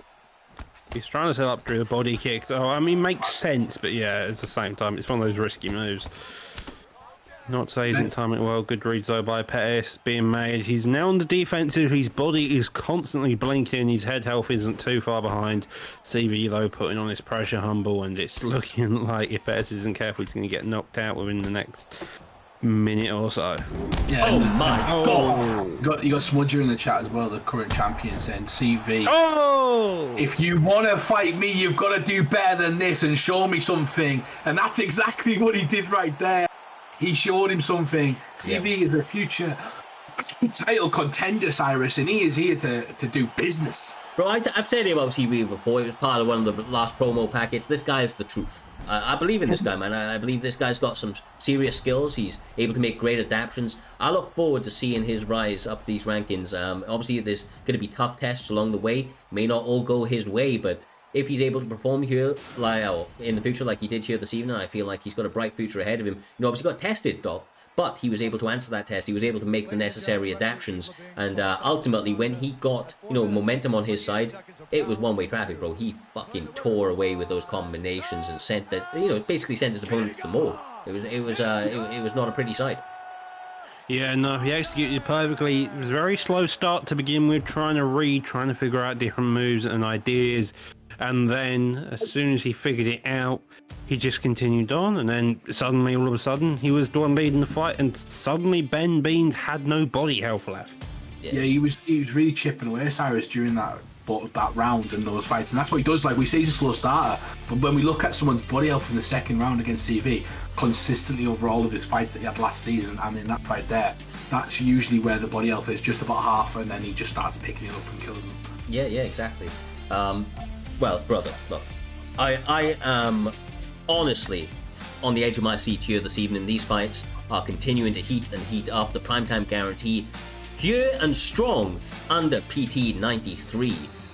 We are getting ever closer to that Primetime 100. That's going to be a massive event. We have some things in the pipeline, so stay tuned for all the action to continue between now and then. But up next is the featured fight of the goddamn prelims, Doctor. It is going to be between Salt and Peppy, up against what is becoming one of my favorite fighters, especially of recent time, and that is the one and only Mr. Oni J. Stepping in the cage. Big opportunity for both guys here. Featured prelims. It is a very visible spot, and it allows the winner of this to truly propel themselves into some very kind of crucial spots ahead. You know, that when you're a featured fight, especially early on in the season, you're like 1-2 away from putting your name in the hat for that belt. Yeah, exactly that. You could be one impressive performance could get you a number one contenders fight. That's literally it. So, you know, this is what's happening with the guys who are 3-0 and 3-1 right now. They're getting number one contender spots, or even title fights, if you like. Caliber in front of you have just been in the right place at the right time, essentially, to get a number one contender spot and winning those fights that they needed to. So this is it. This is a crucial moment for either of these guys. Whoever wins this fight is going to be a big, sort of, have a massive opportunity next week. Okay. So Onjay, as I think Dino was mentioning in chat, Onjay's a grappler. Like, the man is known for his subs. He's known for his takedowns. And the man, the myth, and the legend has picked Conor McGregor. Bro, I disagree. This guy has thrown hands every time he's been out. He has thrown hands, but he butters his bread on the ground. He looks at that submission, he gets it. This is the thing, brother. This is the thing. He has been getting trained by Pudgy. And, Pudgy's got those hands, but he gets caught. He gets caught, bro. You're trying to defend him. And as he got stunned, Oni J has to get rocked to wake up in his fights. He's the Donald Cerrone of Primetime MMA. He comes into the fights cold and gets heated up after a couple of shots are landed. I believe, brother, although Salt and Peppy is looking pretty goddamn clean to start this fight out. I thought you were going to be like, Oni J is a grip as he's knocked out cold in the can. Yeah, I was expecting that as well. I was thinking to myself, Cyrus has not learned his lesson from me and Jedi. Like, he just has not learned. I got those mystic abilities, brother. I got those mystic abilities. Okay, I'll claim it. I'll claim that shit. I'd give you the mystic abilities then. Nice work from Oni J. Was in the chat earlier on, and he was saying, I'm going to smash this guy, I'm going to beat this guy up, I'm going to smoke him to everybody in the chat. So it's interesting to see if he can back his words up. Chat going crazy right now. People are digging this one. Oni J is reason it's featured prelim. Yeah, is the featured prelim. Oh, get a stun there. Now going into the more grappling approach. Maybe we do see McGregor grappling.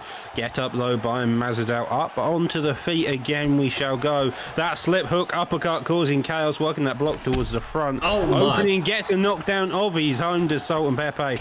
Now continuing on this pressure, winging shots towards McGregor here, Humble. Yeah, he's headhunting at the moment, but essentially some nice slips from both guys and a beautiful step back earlier on, getting utilised as well. Really liking the work that both of these guys do in the traps, essentially, Cyrus. I'd like to see a bit more defensive work from both guys, but that's a beautiful rear hook right there, catching him as he's stepping in. Good work. Honestly, this is non-stop action. There's a minute 50 left to go in this first round as well. I don't think we're seeing many rounds in this one, Doc. And he sits down another right hand. I doubt we go to the second. These two are going to dig down to that body working head there as well. And Masvidal seems like he's leading this fight as he lands a pull elbow, digs down to that body uppercut following suit. The main issue for these two isn't going to be whether their head health is high enough. It's going to be whether their gas tank can beat each other up enough, it seems. And that's where the shots come in, when like the pullbacks there, when someone's pulling back. That's where you can body kick. That's the we're not having the no pullback wars tonight. as Naz says, the best thing to counter a pullback is a knee. You know, there's certain. What you say is a pullback, bro. No, you didn't say a pullback. Knee when yeah, it makes sense to Naz. He's injurious to the knees. You know, these guys are, Doctor just firing shit, and Naz right there. Poo poo.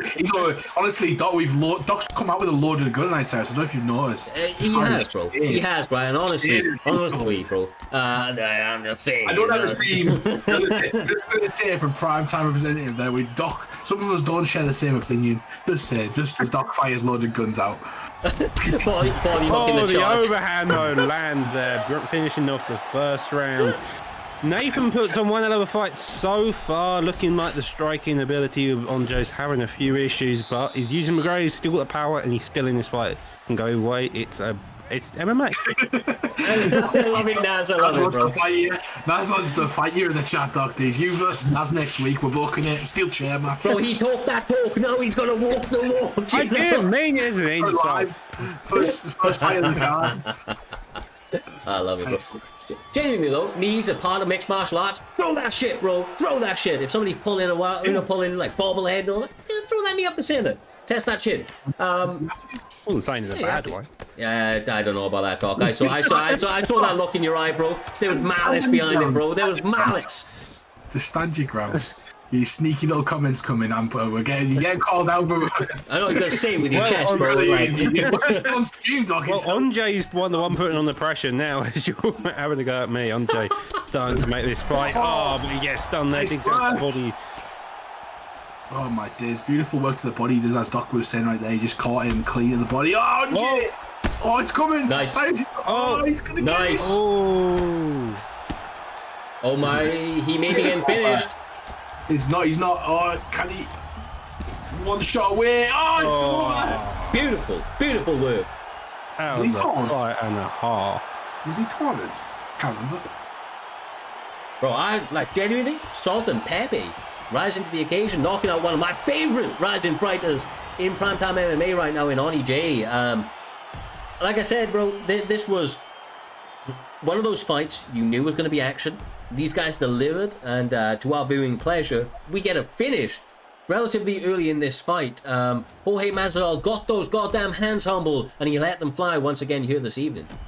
A fantastic performance from him. He's just put himself in a big spot right there. As much as we had so these cards are long sometimes. We have a bit of fun sometimes during these fights. We have to, because otherwise you guys are going insane and we would as well. So we have to have a bit of fun here and there. But essentially, what a fantastic way to end off our prelims. A deserved featured prelim as well. Great job to the matchmakers, including Docs. I know Doc's doing the matchmaking at the moment, and it leads us on nicely to our main card. But obviously, Cyrus, we're going to take a short and quick intermission before we go into our main card, I believe. Am I correct? Yes, sir. Yes, sir. Make sure to grab your refreshments. Grab those drinks, grab that popcorn if you will, roll that little herb if you like, or if you're so inclined. Make sure to be back within the next 60 seconds or so, and we will be back with all of the virtual violence that you can handle. Until then, enjoy the short highlight clip we have.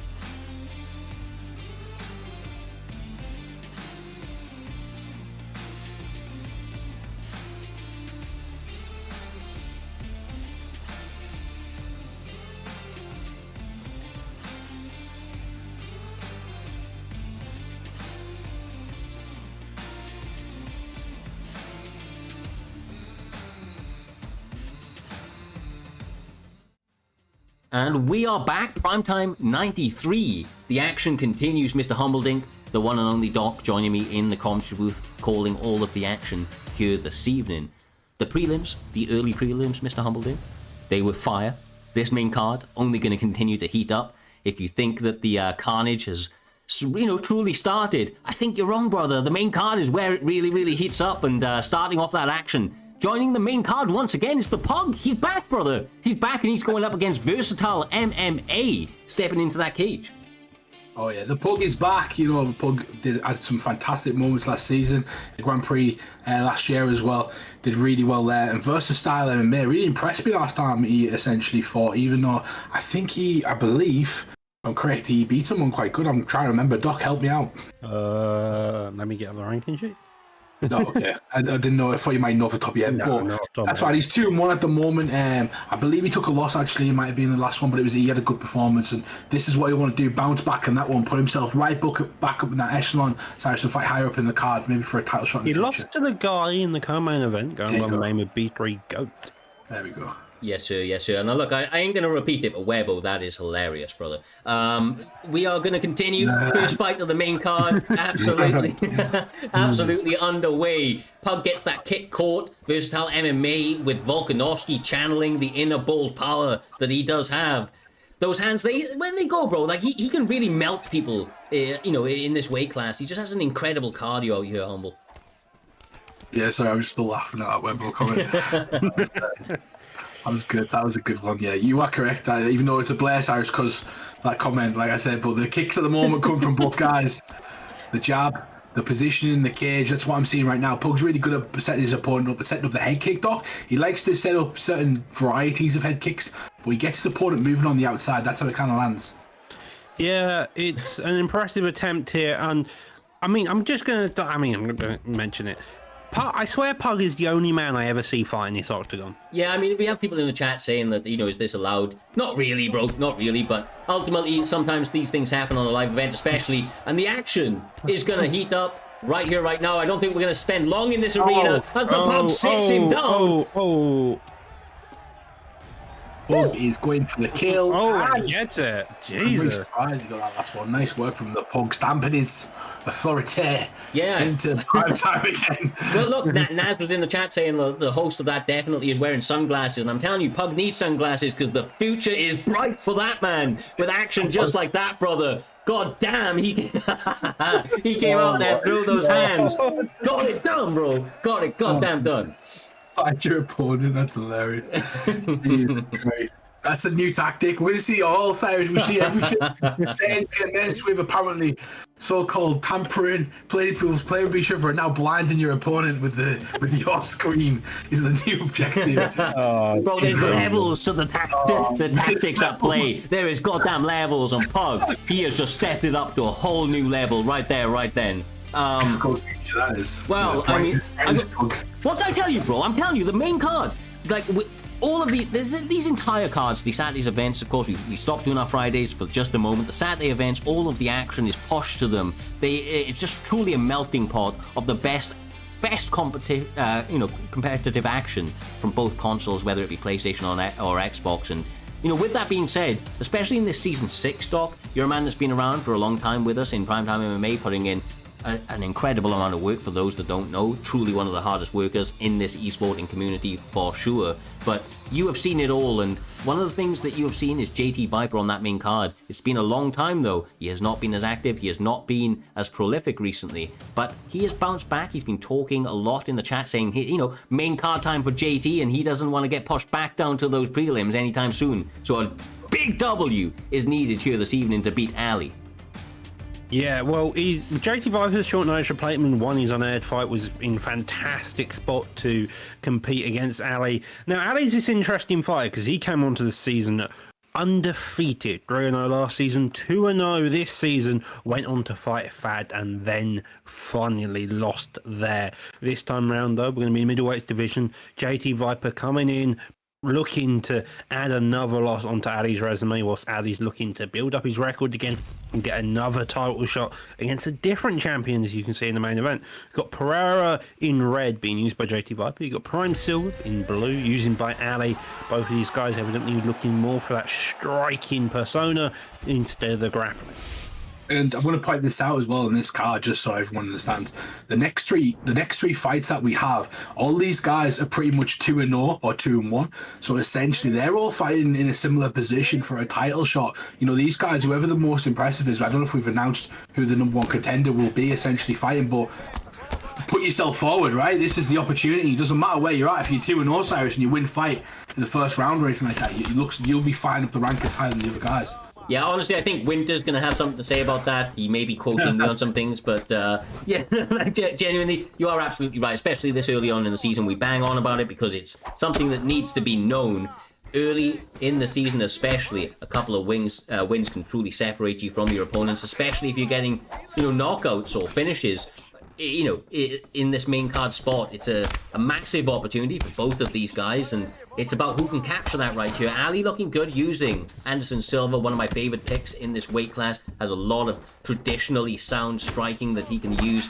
But of course, he is against the absolute killer in Pereira, man. This guy, he just has, that knockout power that is not to be messed with. Truly should probably be a light heavyweight, let's be honest. Left hook Larry.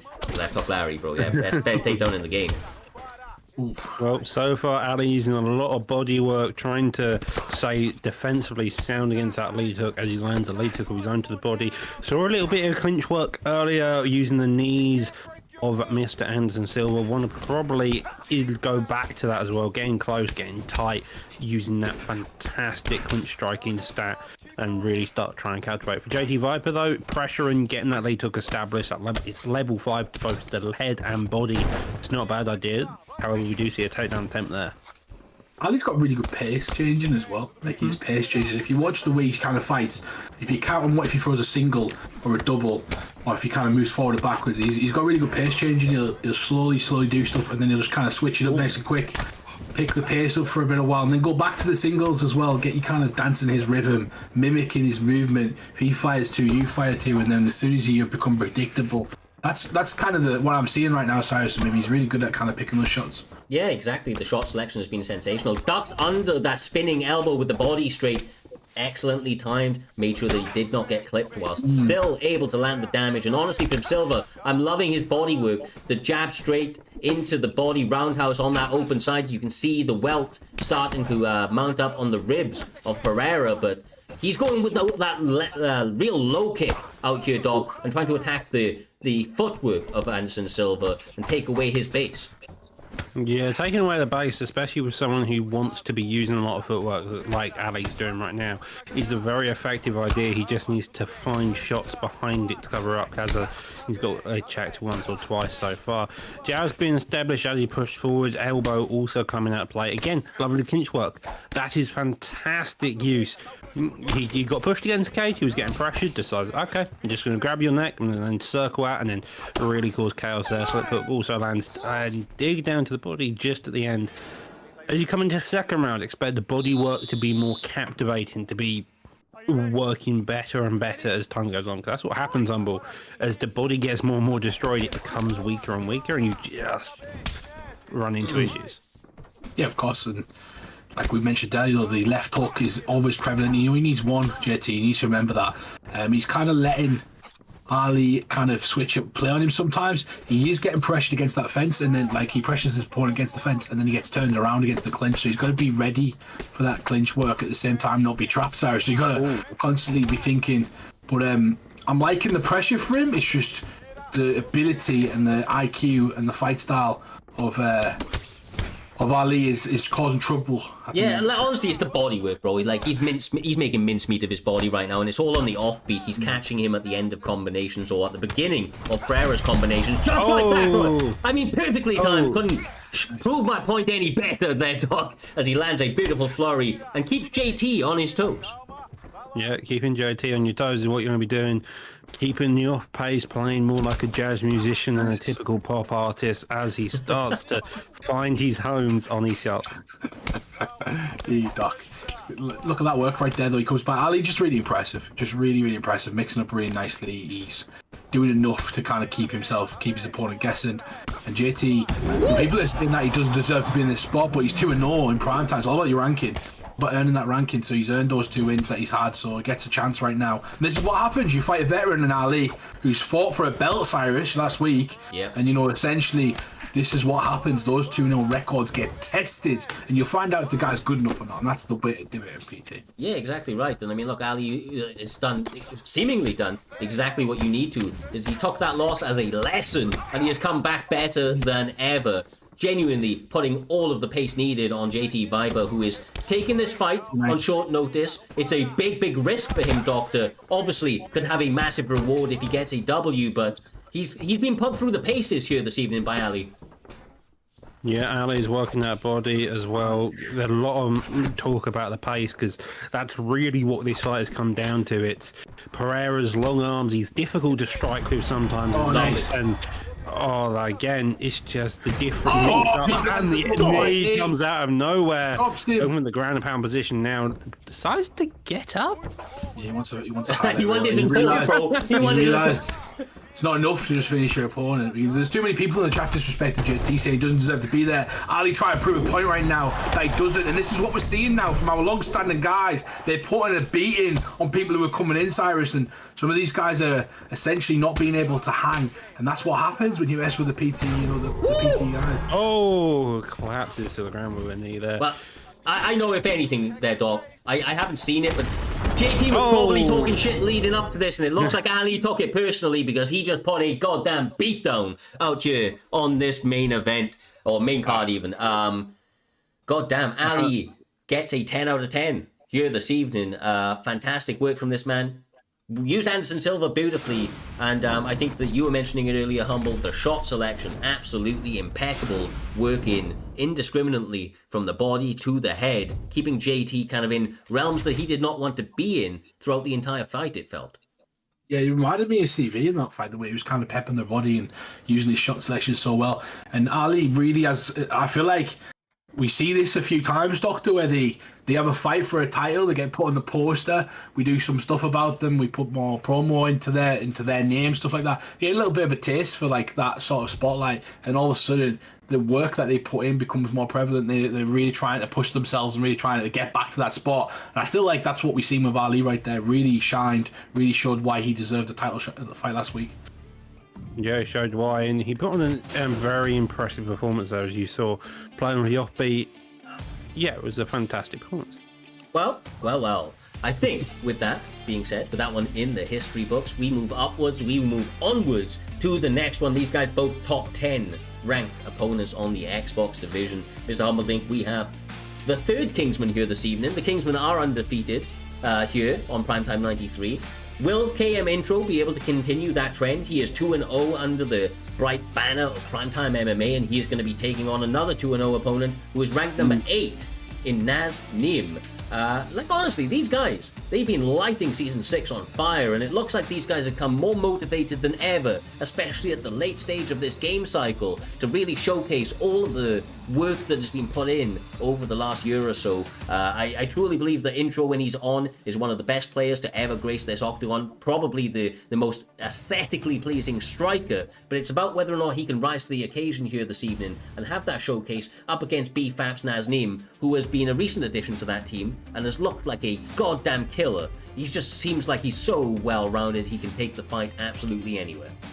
Yeah, exactly. And like I mentioned earlier, these guys are 2-0, like the next couple of guys are 2-0, the next couple of guys are 2-0 versus 2-0. There's like a three matches in a row right now where whoever wins the fight, if you impress enough to put your name out there to make people remember, to be people talk in the chat, you're putting yourself out there for a title shot or a number one contender spot. That's exactly what one of these guys is going to do right now. We're getting Conor McGregor versus Max Holloway. If this is me in this spot right now, Cyrus, I'm treating this like a title eliminator, a number one contender fight. In my head, if I do enough in this fight, you potentially might get a shot. That's the way I look at this. Yeah, for sure. I mean, like you say, every single fight is more important than the last. And these guys understand the task ahead of them.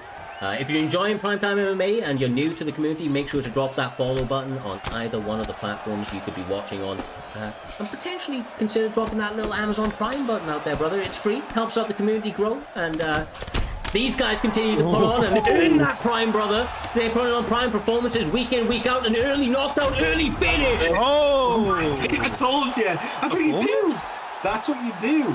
That is what you do. How would you forget, Cyrus? Come on.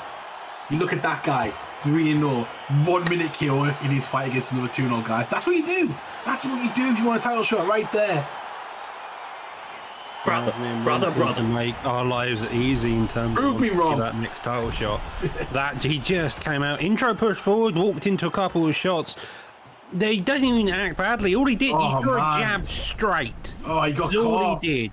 He threw a jab straight. McGregor came back, clipped him like he did Aldo IRL, jumped on him, got the finish, and there was nothing Intro could do about it. Let's be straight, and that was just Naz Nim just looking killer. What's more impressive than that is that was against Max Holloway. That guy does not die. We've seen fights where he's been rocked 23 times in a fight, you know, and he gets put out on the first. Killer instinct from Naz Nim, doing the B-Fat Boys proud here this evening. Their first competitor on the card, their first W, ending the Kingsman streak here this evening.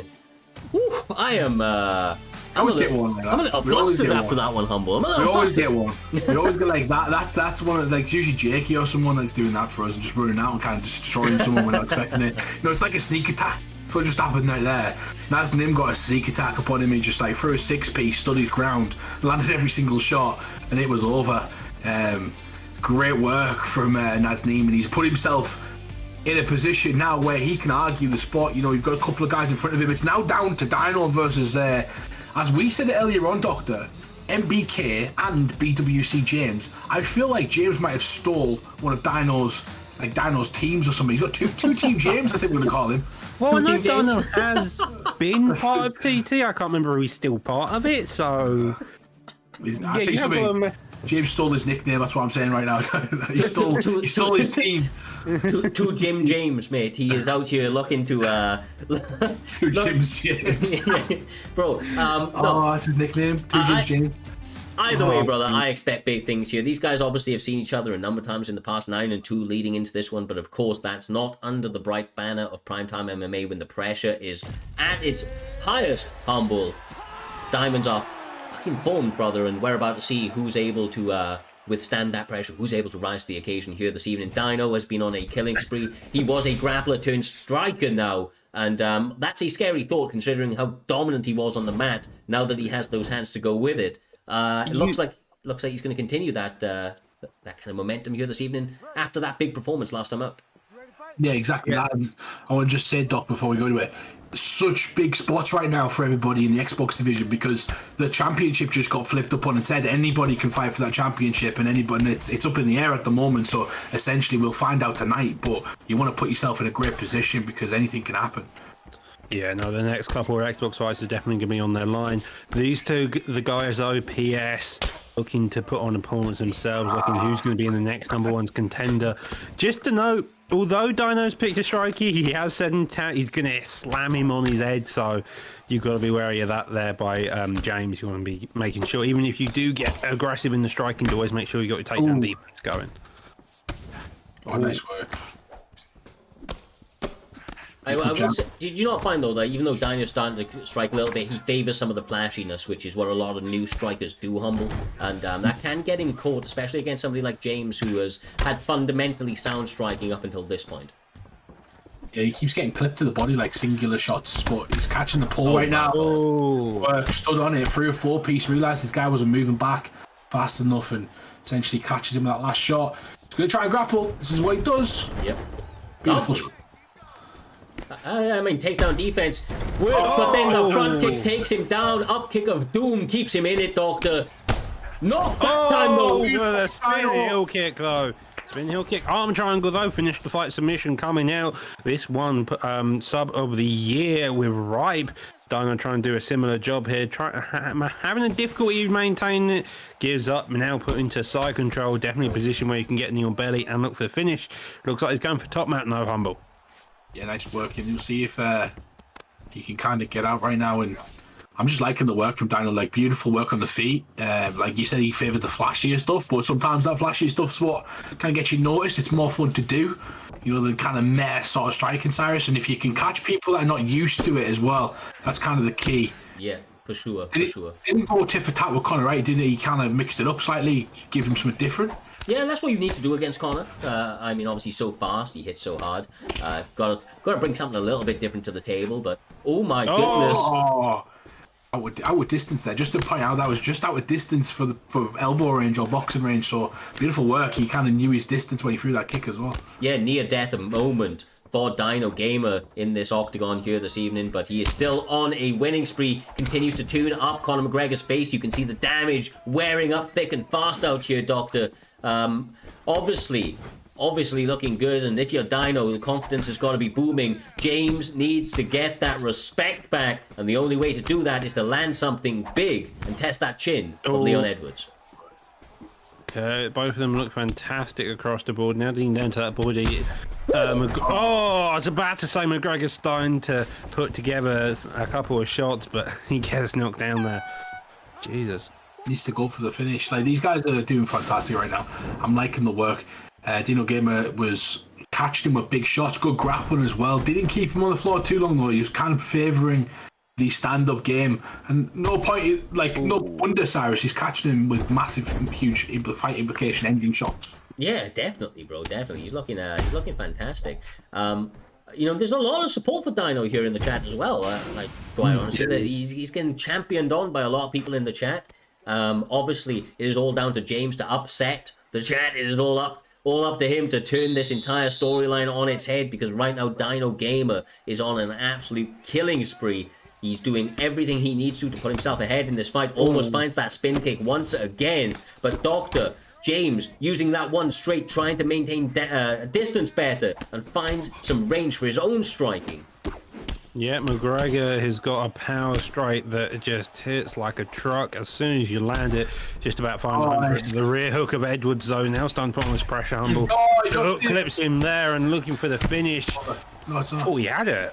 I thought he hit him 3-4 times with no head health there, but it's got that beard. You've got to knock the beard out as well. It's got one little power bar. Oh, nice work.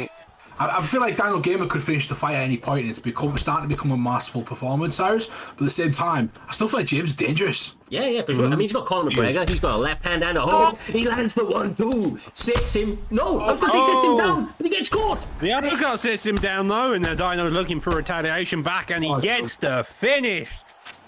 Jesus webbed. Back and forth action across the board. Dino looking good every single moment. He got a lovely front kick in the first. James, though, trying to come back each and every time, got a stun, but apparently Dino didn't take kindly to that in the second round and came back, got the uppercut, and just dunked on his head as much as he could there. And he's like on his opponent as well in the chat right now, just saying, no, hey, close one, no. He's like just taunted him right in shit, Cyrus, talking crap after his fight. Humble in defeat, maybe not so in victory. Dino is not a humble man.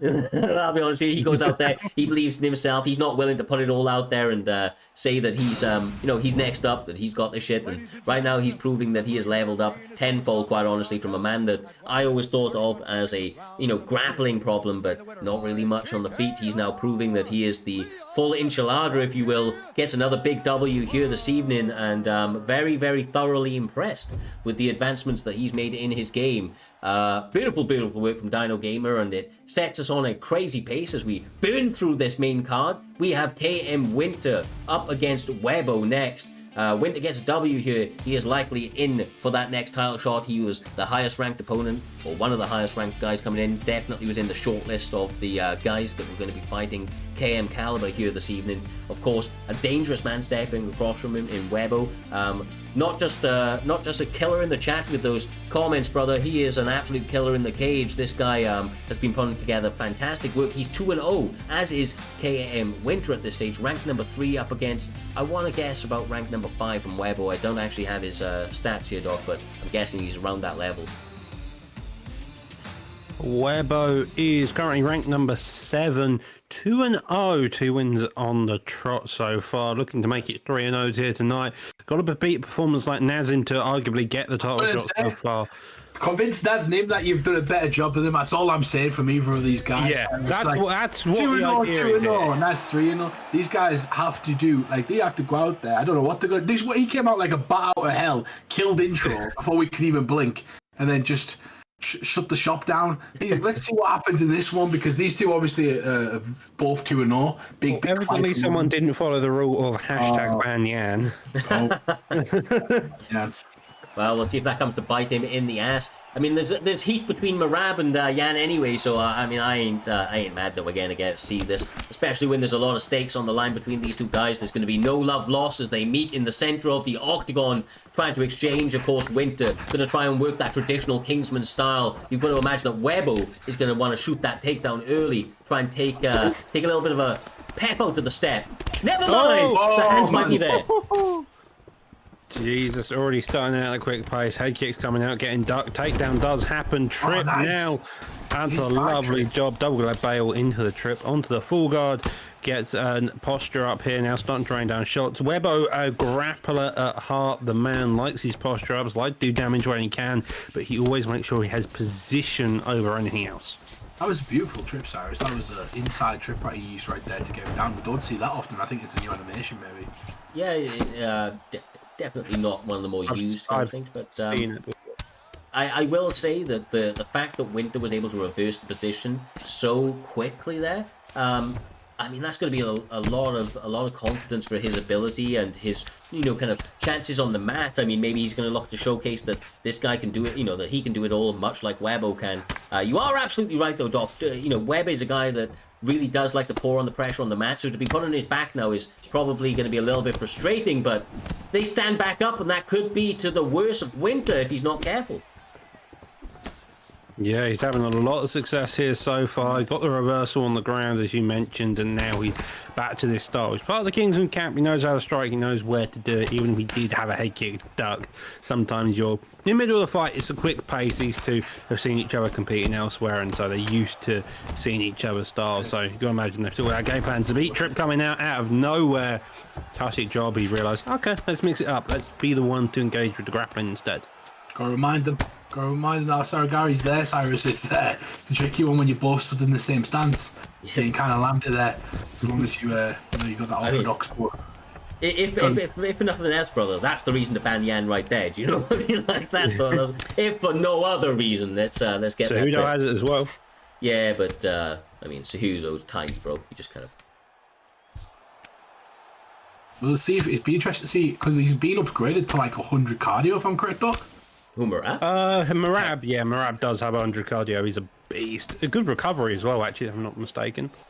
After 48 takedowns or something, Cyrus, I think you might, Yeah, he might need good cardio. Ricky Simone.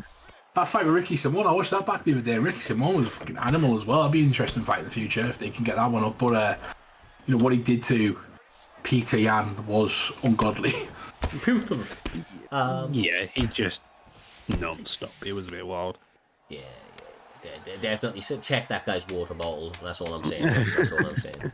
Webbo wanting to put on a same idea here, trying to get as much as he can done towards the end of this round, though.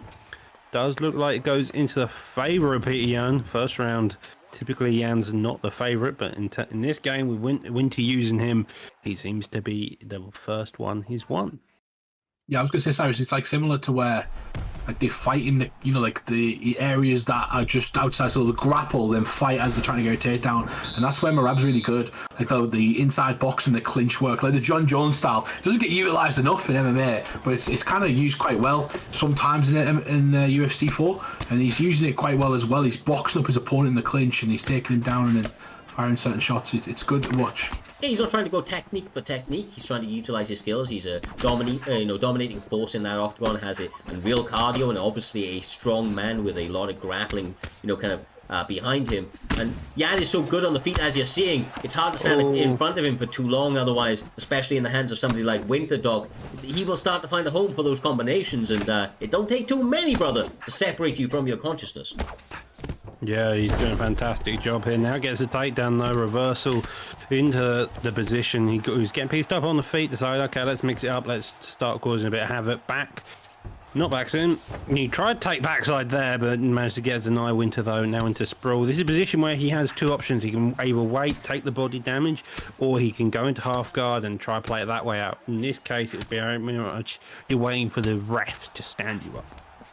Yeah, he's gone for the get up, and I think he's got it this time. We'll see. It'd be interesting to see what he mixes this time. Goes to the back, gets the back sit, drags it back to the ground, and now he's going to have to work from a bad position because he's got Merab just kind of freely moving around him. Cyrus picking his shots, trying to weaken his opponent, trying to break him down piece by piece. Exactly right, and that's the Merab style, brother. It's not, it's not necessarily one that's going to get finished quickly, but he will make that 15 minutes feel like an eternity for his opponents. But of course, that's going to be easier said than done because Winter is a man that has all of the tools to fight in any domain that is needed. Gets the reversal very quickly again, quite clearly using grapple advantage to his favor, Doctor, and that is vital against somebody like Webbo.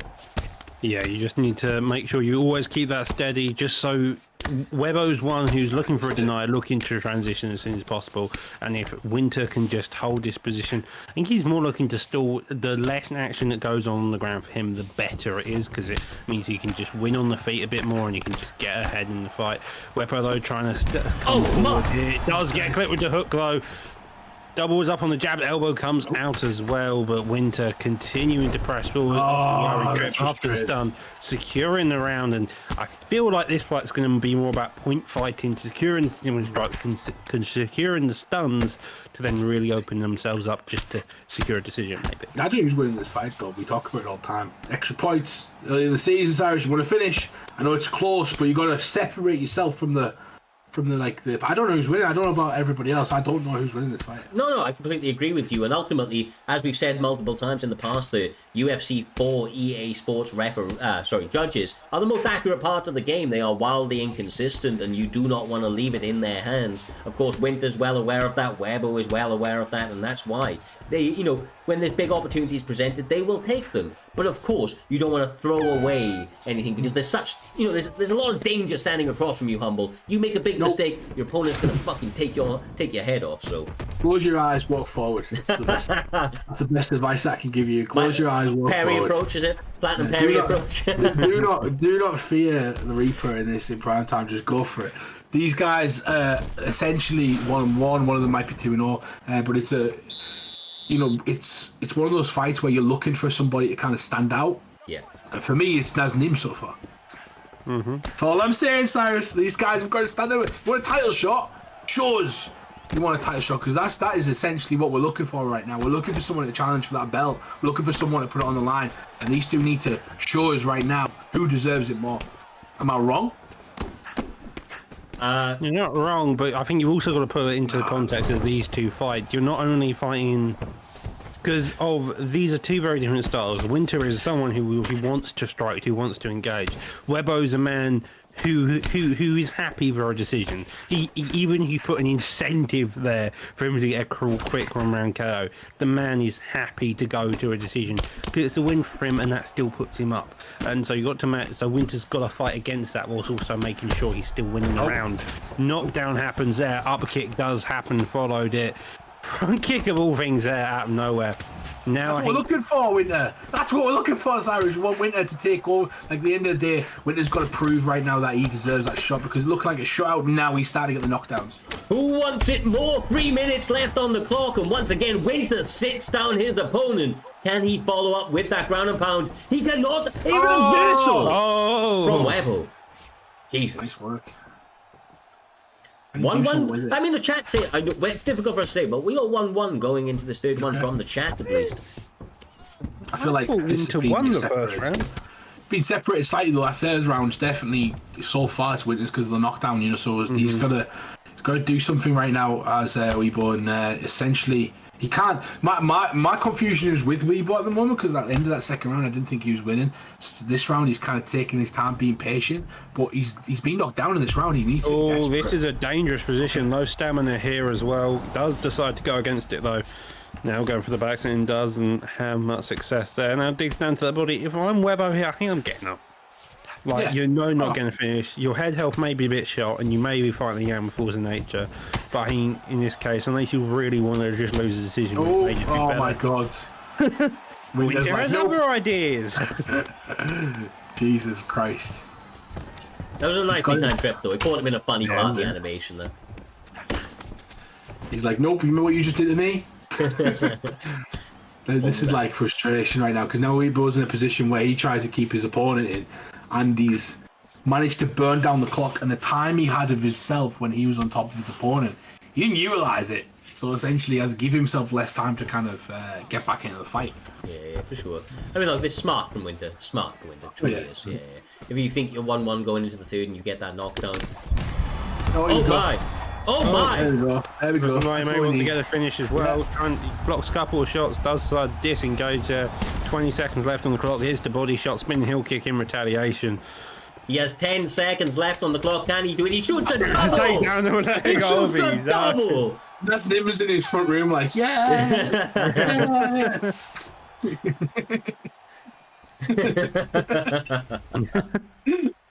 Well, the first round fairly closely contested. The second round got a stun by KM Winter. The third round, 3 knockdowns followed suit.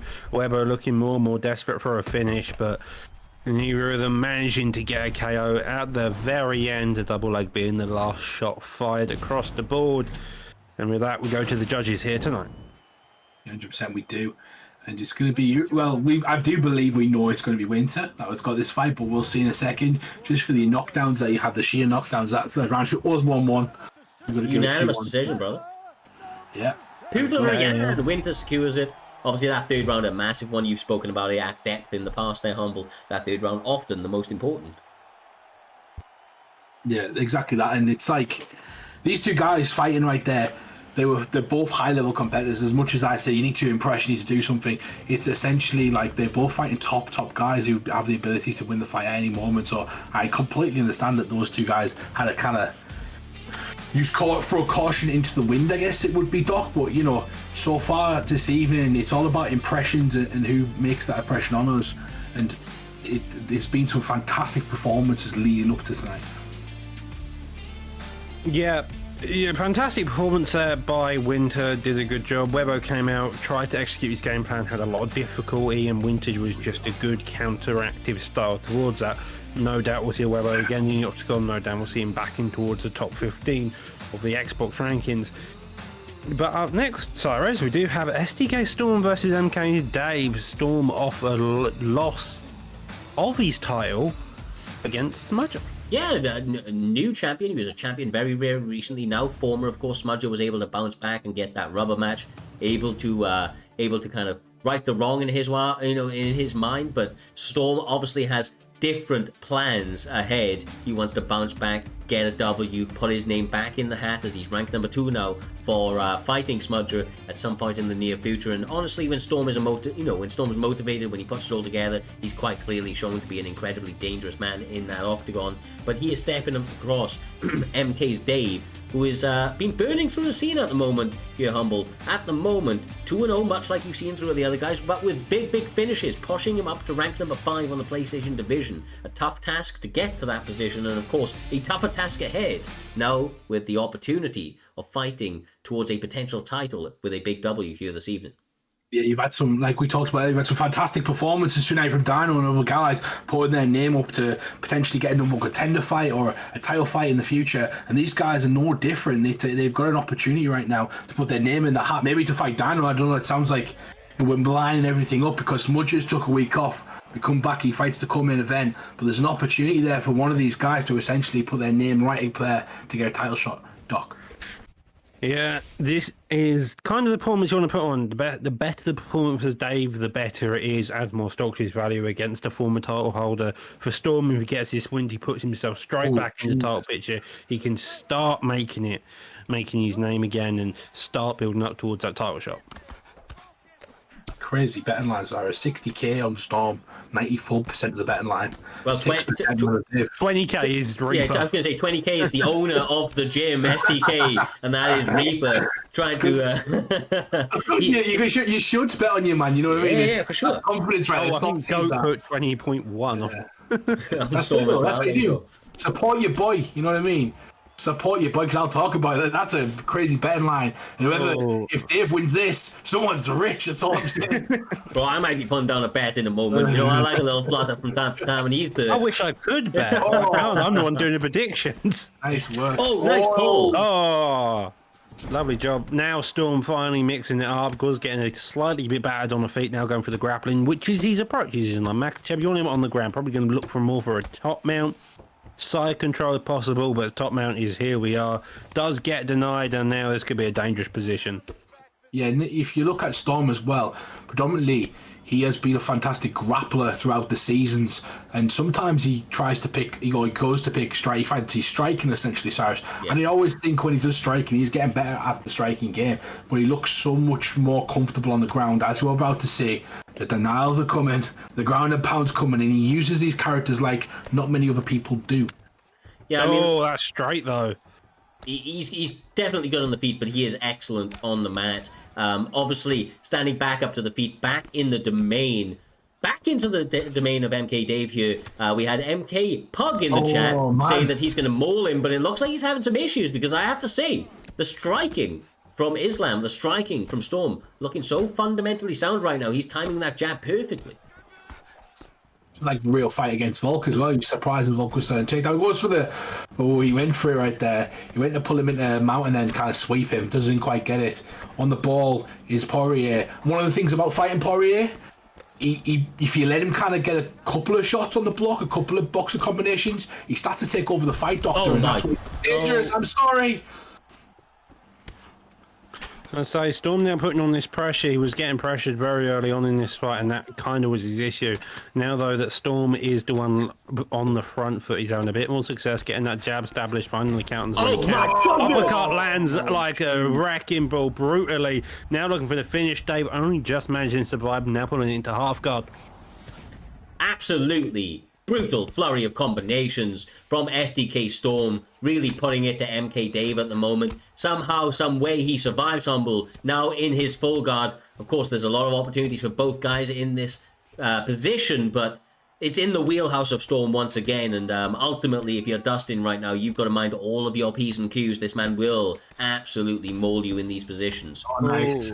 He's like fighting like Islam, so he's like simulating Islam at the moment. He's really just outwhelming his opponent in every area, kind of mixed all together. That's what the Dagestani guys kind of do. They use sambo, and they use that catch wrestling and the boxing and the wrestling all at the same time, kind of mixing everything up, and that's what he's doing. There's no gaps, there's no time wasted.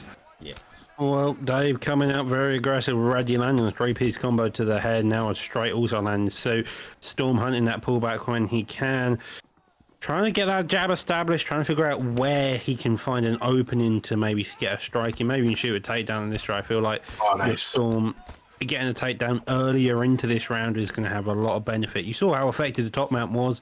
If he can get another one, he's going to have even more effect. Yeah, this is so much better from MK Dave, though. As he lands the left hand, he may be pouring on the pressure and getting a finish. The up kick keeps him in it. That up kick has saved more lives than seatbelts. It is crazy, bro.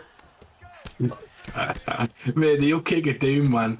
Like, it should make it harder. It should be hard to land it, and it also should do a bit of damage. You know what I mean? Like, we should see knockouts from people running into that kick. But it has saved a lot of people, that up kick from doom. It is the go-to move essentially. But you can't avoid it. You just step back, let him throw it, and then kind of go again afterwards. Side. Yeah, exactly. I think you double tap it or some shit. I'm not too sure. I think it's just like you're in a frantic moment. Everybody seems to do it naturally. Lovely ground and pound, but beautiful reversal from the one and only Dustin Poirier. Gets himself, obviously, MK Dave in a great position. Pug believes that he would have the opportunity to maul his opponent if he found himself in top control. He now has 2 minutes 35 to do so, Doctor. Feinting left and right, trying to advance position, but quickly Storm is able to cinch up that half guard. Yeah, for Storm right now, the idea is just to get back to full guard. Kimura? I mean, it's not a bad attempt either. Low stem on the side. The thing is, I think they get start control if you don't. Like, it's all about the position. If you don't get it, isn't it, as well? Like, a lot of these submissions, people base them on how strong they are, not just for the effectiveness, but where do you land if you don't quite get it? Which transition takes you to, I believe, if he doesn't get it quite here, he goes to side control. Is quite good. Yeah. I think he's escaped. He's I reverse him. Escape. I reverse him. But it's a very... I reverse him. Oh, hang on. Oh, so close. What? Oh, I thought He gets mount. He's now in mount though. that was the deepest Kimura I've ever seen in my life. He's pissing blood as well, Cyrus. Look at that. That's loads of... Look at this. It's going everywhere. Jesus. Looks like there's confetti on the canvas. Jesus, Humble. Look at the confetti canvas. Look at that. It is crazy. I like what I'm seeing, bro. Oh, nice denial right there. Only 20 seconds, so he's going to get the reversal. Potentially a little bit of ground and pound to end out this second round. With such a back and forth, kind of second round, the second round being a lot closer. I feel like it's all to play for, but obviously it's all in the hands of MK Dave here. He needs to come up with a big statement in this third. Blood everywhere. I mean, he got the knockdown though, didn't he? So he's arguably won that second round, sorry. I mean, you have to give it the canvas. Like, it looks crazy. These guys have just done some damage. He's got a cut on his nose that's opened up. If there was a time to start fights on cuts, it'd be interesting to see what they could do right there. But that's the thing. MK Dave has landed some big shots. He's cut his opponent open. He's done some damage. But this is where he's been second class, essentially, to his opponent. He's not been able to kind of catch or do the same amount of damage or same work that Storm is doing on the ground. Storm looks phenomenal. Nice work in the body from this position. Storm trying to advance position, and he does. Slices across into half guard like a knife through butter. Obviously, he's going to work towards that top mount, and he gets it, Doctor. We've seen from these positions, he is an absolute menace, able to hold out this position and work beautiful ground and pound more often than not. Undeniable fakes there, doing a fantastic job. Oh, that's straight again, though. If I'm Storm, I'm just using those hooks from now on if I ever get in top mount. Because it's just those straights. If you're Dave, you're going for the kill. Oh, my goodness. Yeah, but if you're Dave, you're going to have a hell of a fight on your hands there. Eric, he needs a firefight. Rather than being on your back where you can't do anything, he's got an opportunity to try and get a counter. He needs to keep it here. He needs to get Storm essentially to play his game rather than keep going to the mat, because if he goes to the mat, it might be offside. Am I right? Oh, it's looking like maybe towards Matt Dave looking for the finish here. And he gets it. Comeback hit doesn't quite cut it. MK Dave digging down deep through the trenches. Someone's rich. Someone is rich. 60k Will Storm. Baron UFC cashing in, brother. Look at this man. Yes, and Lucky Smith. Like these guys, bro. They're coming through strong. Lots of money. They've just made so much money on channel points. That is crazy. Look, everyone's celebrating in the chat. That's crazy. Everyone's just celebrating. Yeah, we put 10 pence on. We've just won 10 grand. Fuck, man. I mean, look, and that's sometimes the way the cookie crumbles. Absolutely sensational fight. Thoroughly enjoyed that one, and it set us up absolutely beautifully. Mr. Humbledink, Doctor Goddamn Who, we are here. Co-main event is at hand. Primetime 93. The action has been building to this moment. Professor Potato, PP will reign through in that chat as we see him step in 3-0, Humble. 3-0, taking on the one and only B3 GOAT. The man, the myth, the goddamn legend. He's currently 3-1. He wants a shot at that primetime gold. And if he gets a W over Professor Potato here this evening, if he hands him his first loss, he will be able to do just that and secure a fight up against Smudger next weekend. The stakes have never been higher, brother. Interim belt on the line, if you will, unofficially. 5 rounds. These guys, honestly, I just can't wait, bro. I just can't wait. Don't have to either. You don't have to. Yeah, I was going to say. We've got them out next on the co-main event. Professor Potatoes looked good across the board. I don't think he ever really made it onto live guard. I think he made it onto the early prelims of last season. We didn't have enough time for a lot of killers and ended up with not the greatest record across the board. Got on the other hand, Notorious within that entire top end of the division, having won a hell of a run, several title shots. I need to stop you. There's 97,000 went on gold. Yeah, man. 97. So whoever's just won from the Dave fight has now put all their points on Goat. What I'm saying is it's the J Dime effect because he managed Goat. I'm not betting by that. I bet like minimum. I've got no money, so I can't bet. I can't influence this at all. This I've got 80k. I can't bet because I do ridiculous. It's really annoying. I was going to say Professor Potato has a name, right? He's got the skills. Clearly, he's 3-0, but has he got the skills to beat somebody as prolific as Goat? Because Goat is constantly sniffing the top 2, top 3 top of guys in the PlayStation, and he sometimes gets a title shot size, but he hasn't kind of capitalized on that yet. He needs to get over that last hurdle. He needs to be there. Is this the season for Goat? Yeah, I know that irks him, man. He's like not happy about the fact that he has not been able to secure that primetime gold. He believes he's the best that comes to the PlayStation division, and he needs a big W here this evening to be able to prove that. And with an early takedown and some ground and pound to boot, he is off to a absolutely sensational start, Doctor. Massive denial in this top man position. Yeah, the slow and steady win straight, holding top position as much as he can right now. Narrowing down some straights, managing to just avoid it when he can. So far, so patient is Goat as he holds this top mount. I can't believe like some of the craziest stuff we've seen. The biggest betting line that we've ever had in prime time has essentially been in this fight, Cyrus, which is mad. 173,000 on Goat, which that's ridiculous. I can't believe I'm actually saying that. What? Oh, okay. Oh. You just give him the fight. He just took so much damage there. Having a good Professor Potato, what are you doing?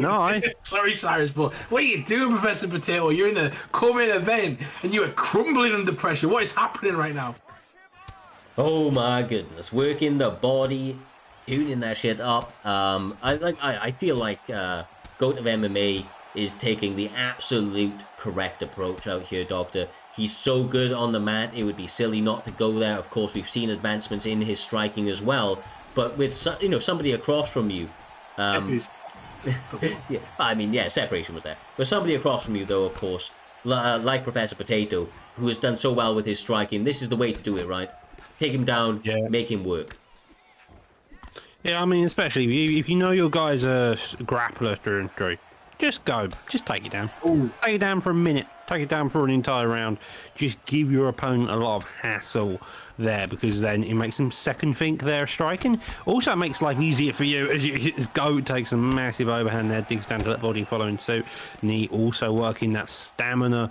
A lot of the jabs being established, trying to figure out get past that block here, Humble, but neither having as much success as they probably would hope to right now. I'm liking what Vittori's doing, though. He's doing like some nice work, catching his opponent here and there. It's actually giving Goat something to think about. He's having some success on the feet, so I think this is where Professor Potato is starting. B3 block breaking that motherfucker right there. Going to the body. He is doing great. He is living up to his namesake, Goat of MMA, showcasing some beautiful striking and all-round mixed martial arts prowess here this evening. Yeah, he's making mash out of Professor Potato right there. He's really putting some work in. Now, he's beat him up on the ground. He's rocked him on the feet. Hurt him, knocked him down on the feet. If you're Professor Potato, Doc, in this round, what sort of area, and he said thanks in the chat as well, what sort of area like do you feel confident in? That's the question.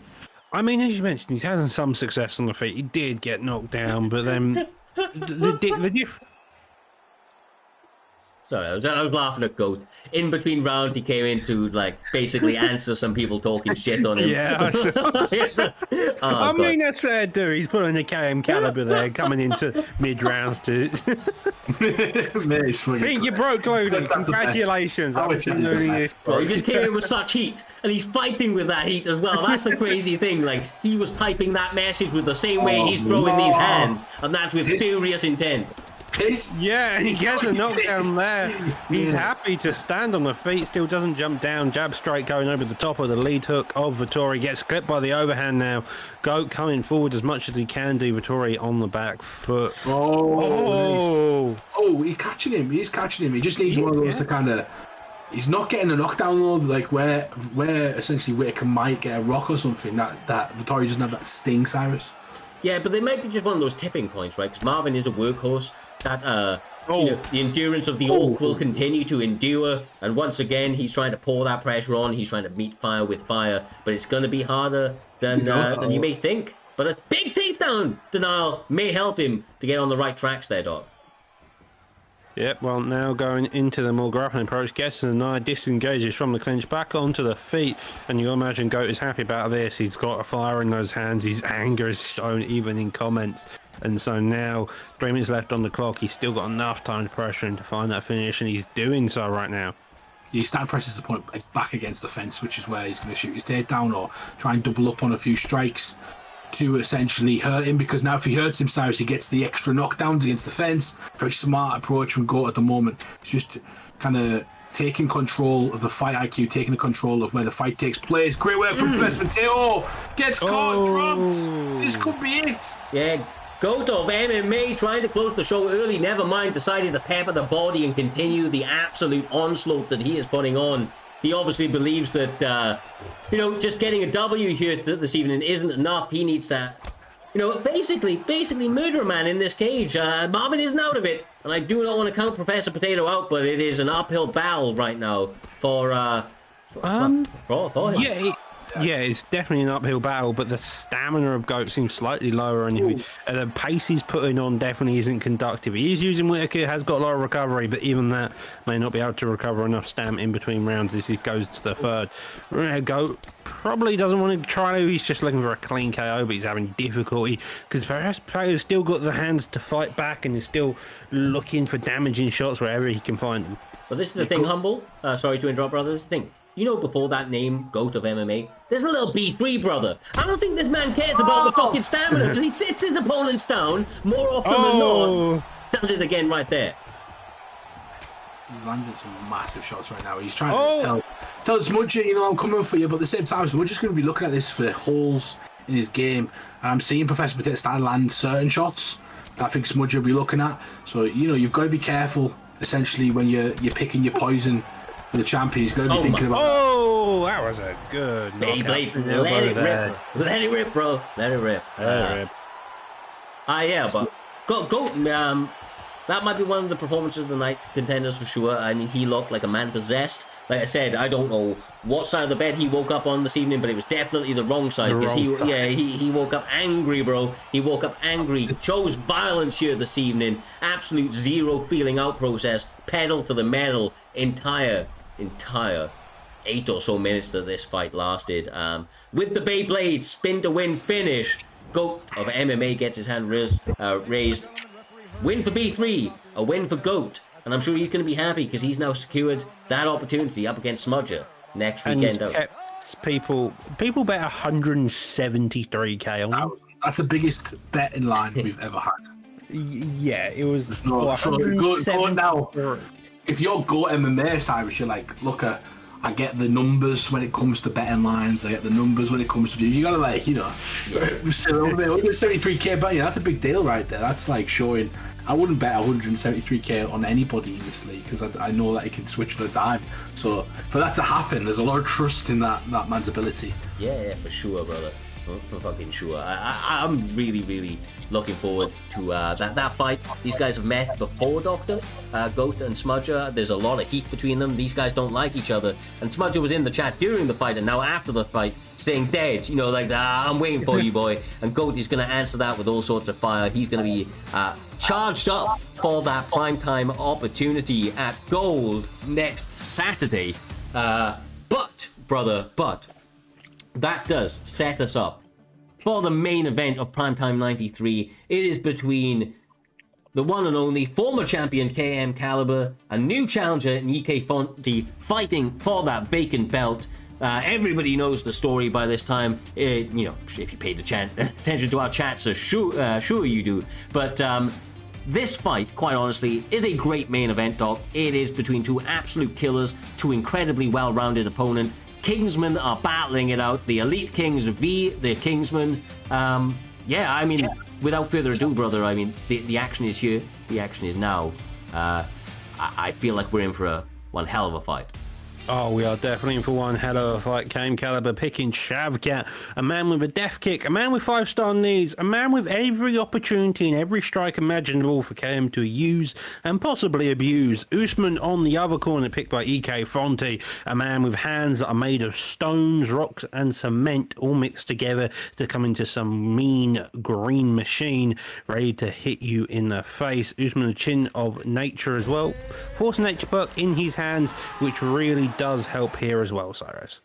Yeah, exactly right. Usman's sneaky powerful. He really is sneaky powerful, man. He switches people's lights out. The way that he throws, they're not like high technique shots. So as a result, you think, they're not doing too much. But he quite clearly, is the Nigerian Nightmare for a reason. He throws those hands with absolute visceral fucking hatred in them, man. He's looking to turn those lights out as he lands a quick double jab on KM Caliber early. Caliber, of course, with those lungy, rangy strikes, he's going to try to utilize some of those flashiness in with some of the kind of interrupting lunges, I would imagine. But of course, fighting in the pocket like that, I don't know if it's the right bet. Humble, because Usman does hit goddamn hard, as we were saying. Yeah, he does. He's got a 5-star sort of jab, 5-star straight, I believe. So he's got some good sort of fundamental tools to help him and kind of push the pace on his opponent. So he's striking, even if it looks a bit slowish sometimes, it's really damaging, especially the straight shots. Whereas Caliber, he was going to be fighting already in this title fight. He's secured his spot no matter what in this one. What an opportunity Fonte finds himself in, by the way. To fight for the belt right now, and what an opportunity for him to stamp a mark and say, you know, I'm here, this is my season. Caliber, a bit of the same of the old last season. He needs to win this one to kind of become champion again. Yeah, will the new guard reign victorious over the old EK Fonte? It's been a while since we've seen an EK champion, to be quite honest with you, and they are one of the longest lasting camps and one of the more high level camps that you will see grace the octagon of UFC. I expect big things from Fonte. Opportunity favors the bold, and he had this opportunity on short notice. He's clutched it with both hands, and of course, up against somebody like Caliber, who he knows is a very game threat. He didn't come into this fight, kind of overconfident. I think you come in with a healthy amount of respect, and of course, a healthy amount of belief in your own ability, and that's what we're seeing, Humble and Doc. These guys meeting in the center, trying to find homes for their big shots. Working those techniques towards the end goal. So far what we've seen a lot of this is a lot of body work. That lead body kick of Caliber, lovely pivot lunge there as well. He's working the leg kicks, trying to reduce the power. Usman's switching stance when he sees a possibility. He's trying to get back the leg kicks as well, but the leg kicks of Caliber are sneaky and precise. The main thing Fonte's landing is that jab straight, making life a bit difficult. As long as Caliber uses his footwork though, Humble, he's going to be staying out of range. I think maybe a takedown, a grappling approach from Fonte may offer a different style, because so far it seems like Caliber's, for the most part, is winning this striking stage, even with Usman's power on the line. He's winning the stamina battle. When it comes to damage, Fonte's coming through with those big shots. He's going through the guard, and it's all softened your opponent up as well. Beautiful work right there from Caliber, switching up, tries to mix up the grappling. That tells you everything I need to know. For me, Cyrus, the first person who kind of initiated the grappling was Caliber, and I feel like that's because he needed to mix it up for one, but two, essentially on the feet, he feels slightly uncomfortable. Potentially, right, but Caliber is the guy that does this just as a default. He's the guy that was, throwing out those single leg bail takedowns just to feint the level change. He really does like to give different looks to his opponents. And of course, he's the guy that understands that this is a 5-round fight. And he did come out to that first round, of course, actually statistically, more strikes overall, and with better cardio as well. So I actually feel like EK Fonte, for my money, won that round, but the judges may think differently looking at the statistics purely. For me, it's like the damage he's causing. Like, he's mounting up on the block damage, he's mounting up on the head damage, and that's where later on in the fight, that's where the problem's going to lie. It might be close now, but he needs to be careful. He can't let that continue, otherwise it's going to become too much of a problem to get away from, Doc. Yeah, well, Fonte now put on the back foot, switch kick to the body as well. Gets the hook, gets the stun. Usman's power coming out in all its regards. Right hand from hell, brother. He slipped, he ripped, but gets head kicks. The fanciful striking of KM Caliber finds a mark once again here, Humble. Trying to find another big shot, but great recovery from EK Fonte. Well, moving backward just is the key from Caliber now. He's got him. Oh! uppercut from hell. Overhand comes. Fonte tries to win the belt, but Caliber comes back with a nice body kick. These two put it all on the line right now, Doctor. Yeah, it's... Fonte is... I'm not insulting Fonte's striking here. It is more of a brutish style. It's more aggressive. It's more looking for the big shots. You said that, bro. You said that he subtly sidestepped him like it was nothing, brother. Fonte! Oh, he survives. Caliber hangs on. Can he do it? Fonte's about to become the champion for the... Oh, he's gone for the armbar. Maybe just a stall, I'm not quite sure. But Fonte's about to become the champion if he gets him right there, Cyrus. Yeah, I mean, he was moments away from it, brother. Great presence of mind from Caliber, just about to deflect enough shots to survive, but EK Fonte in the driver's seat as he decides to separate, looking to utilize that jab once again there, Doctor, trying to set up another big shot as an uppercut lands and continues to hurt the head health of Caliber. It digs down to that body, works up top again. Fonte now ahead in the game plan. The block is low, the head health is low, the power of Usman is one to be feared, and Fonte showing why. Push kick to the body. Caliber, this is heated up in the second round, Cyrus. It's got to the point now where anything can happen. They're at that stage that we were earlier on where you both know your traps, you know, and the shots that you're trying to land. You know, the damage is coming through from Usman.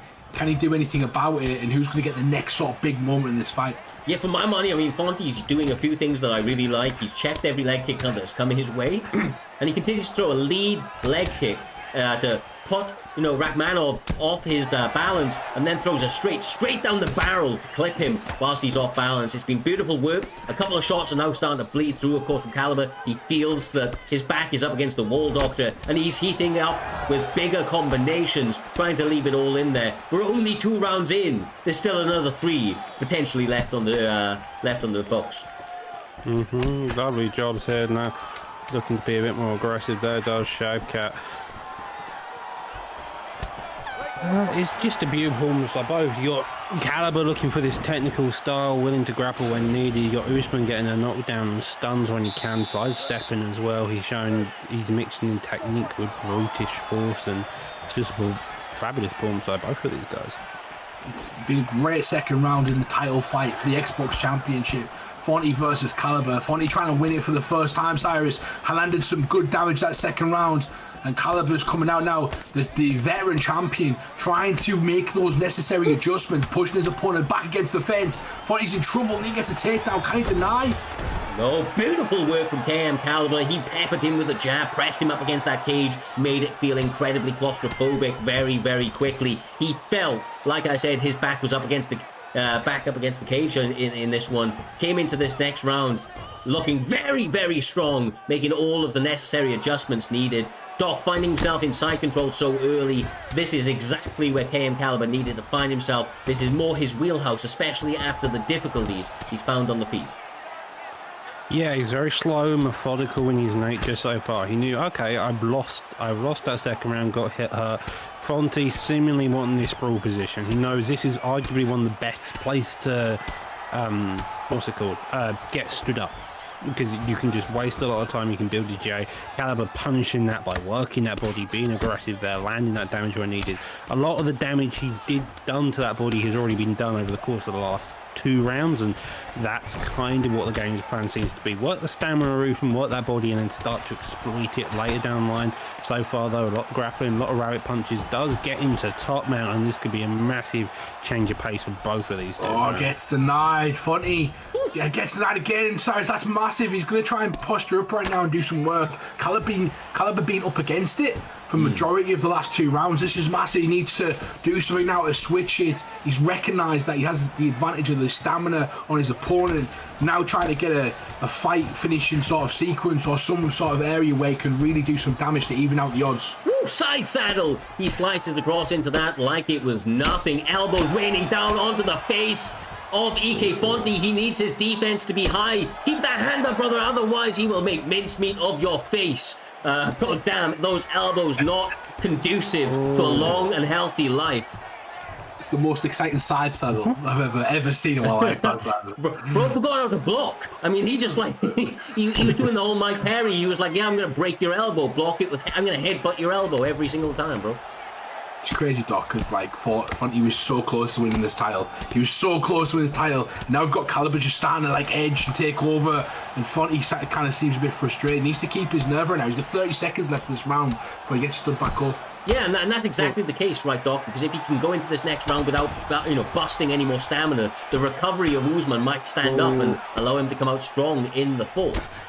Yeah, well, you can definitely start by the stamina game between the two men. Fonte's reaching about half. The Caliber's just only lost less than a quarter of his stam, and that's the big difference so far. Arguably, I want to say 2-1 in favour of Caliber, I think. I don't know. I'm not too sure. But as you see, coming out into this fourth round, championship rounds here are established. The jab straight, the hooks there. It's one shot from either of these guys can do some serious damage to head help and put each other in danger. Here you go. Fonte! Gets the job! Goddamn done! Let's go! Fonte gets the win over Caliber. The first time Fonte has become champion, he became in this spot by default, Cyrus, and ends up coming out victorious. What a week Fonte's had. Brother. 24 hours ago, this man did not have a title shot.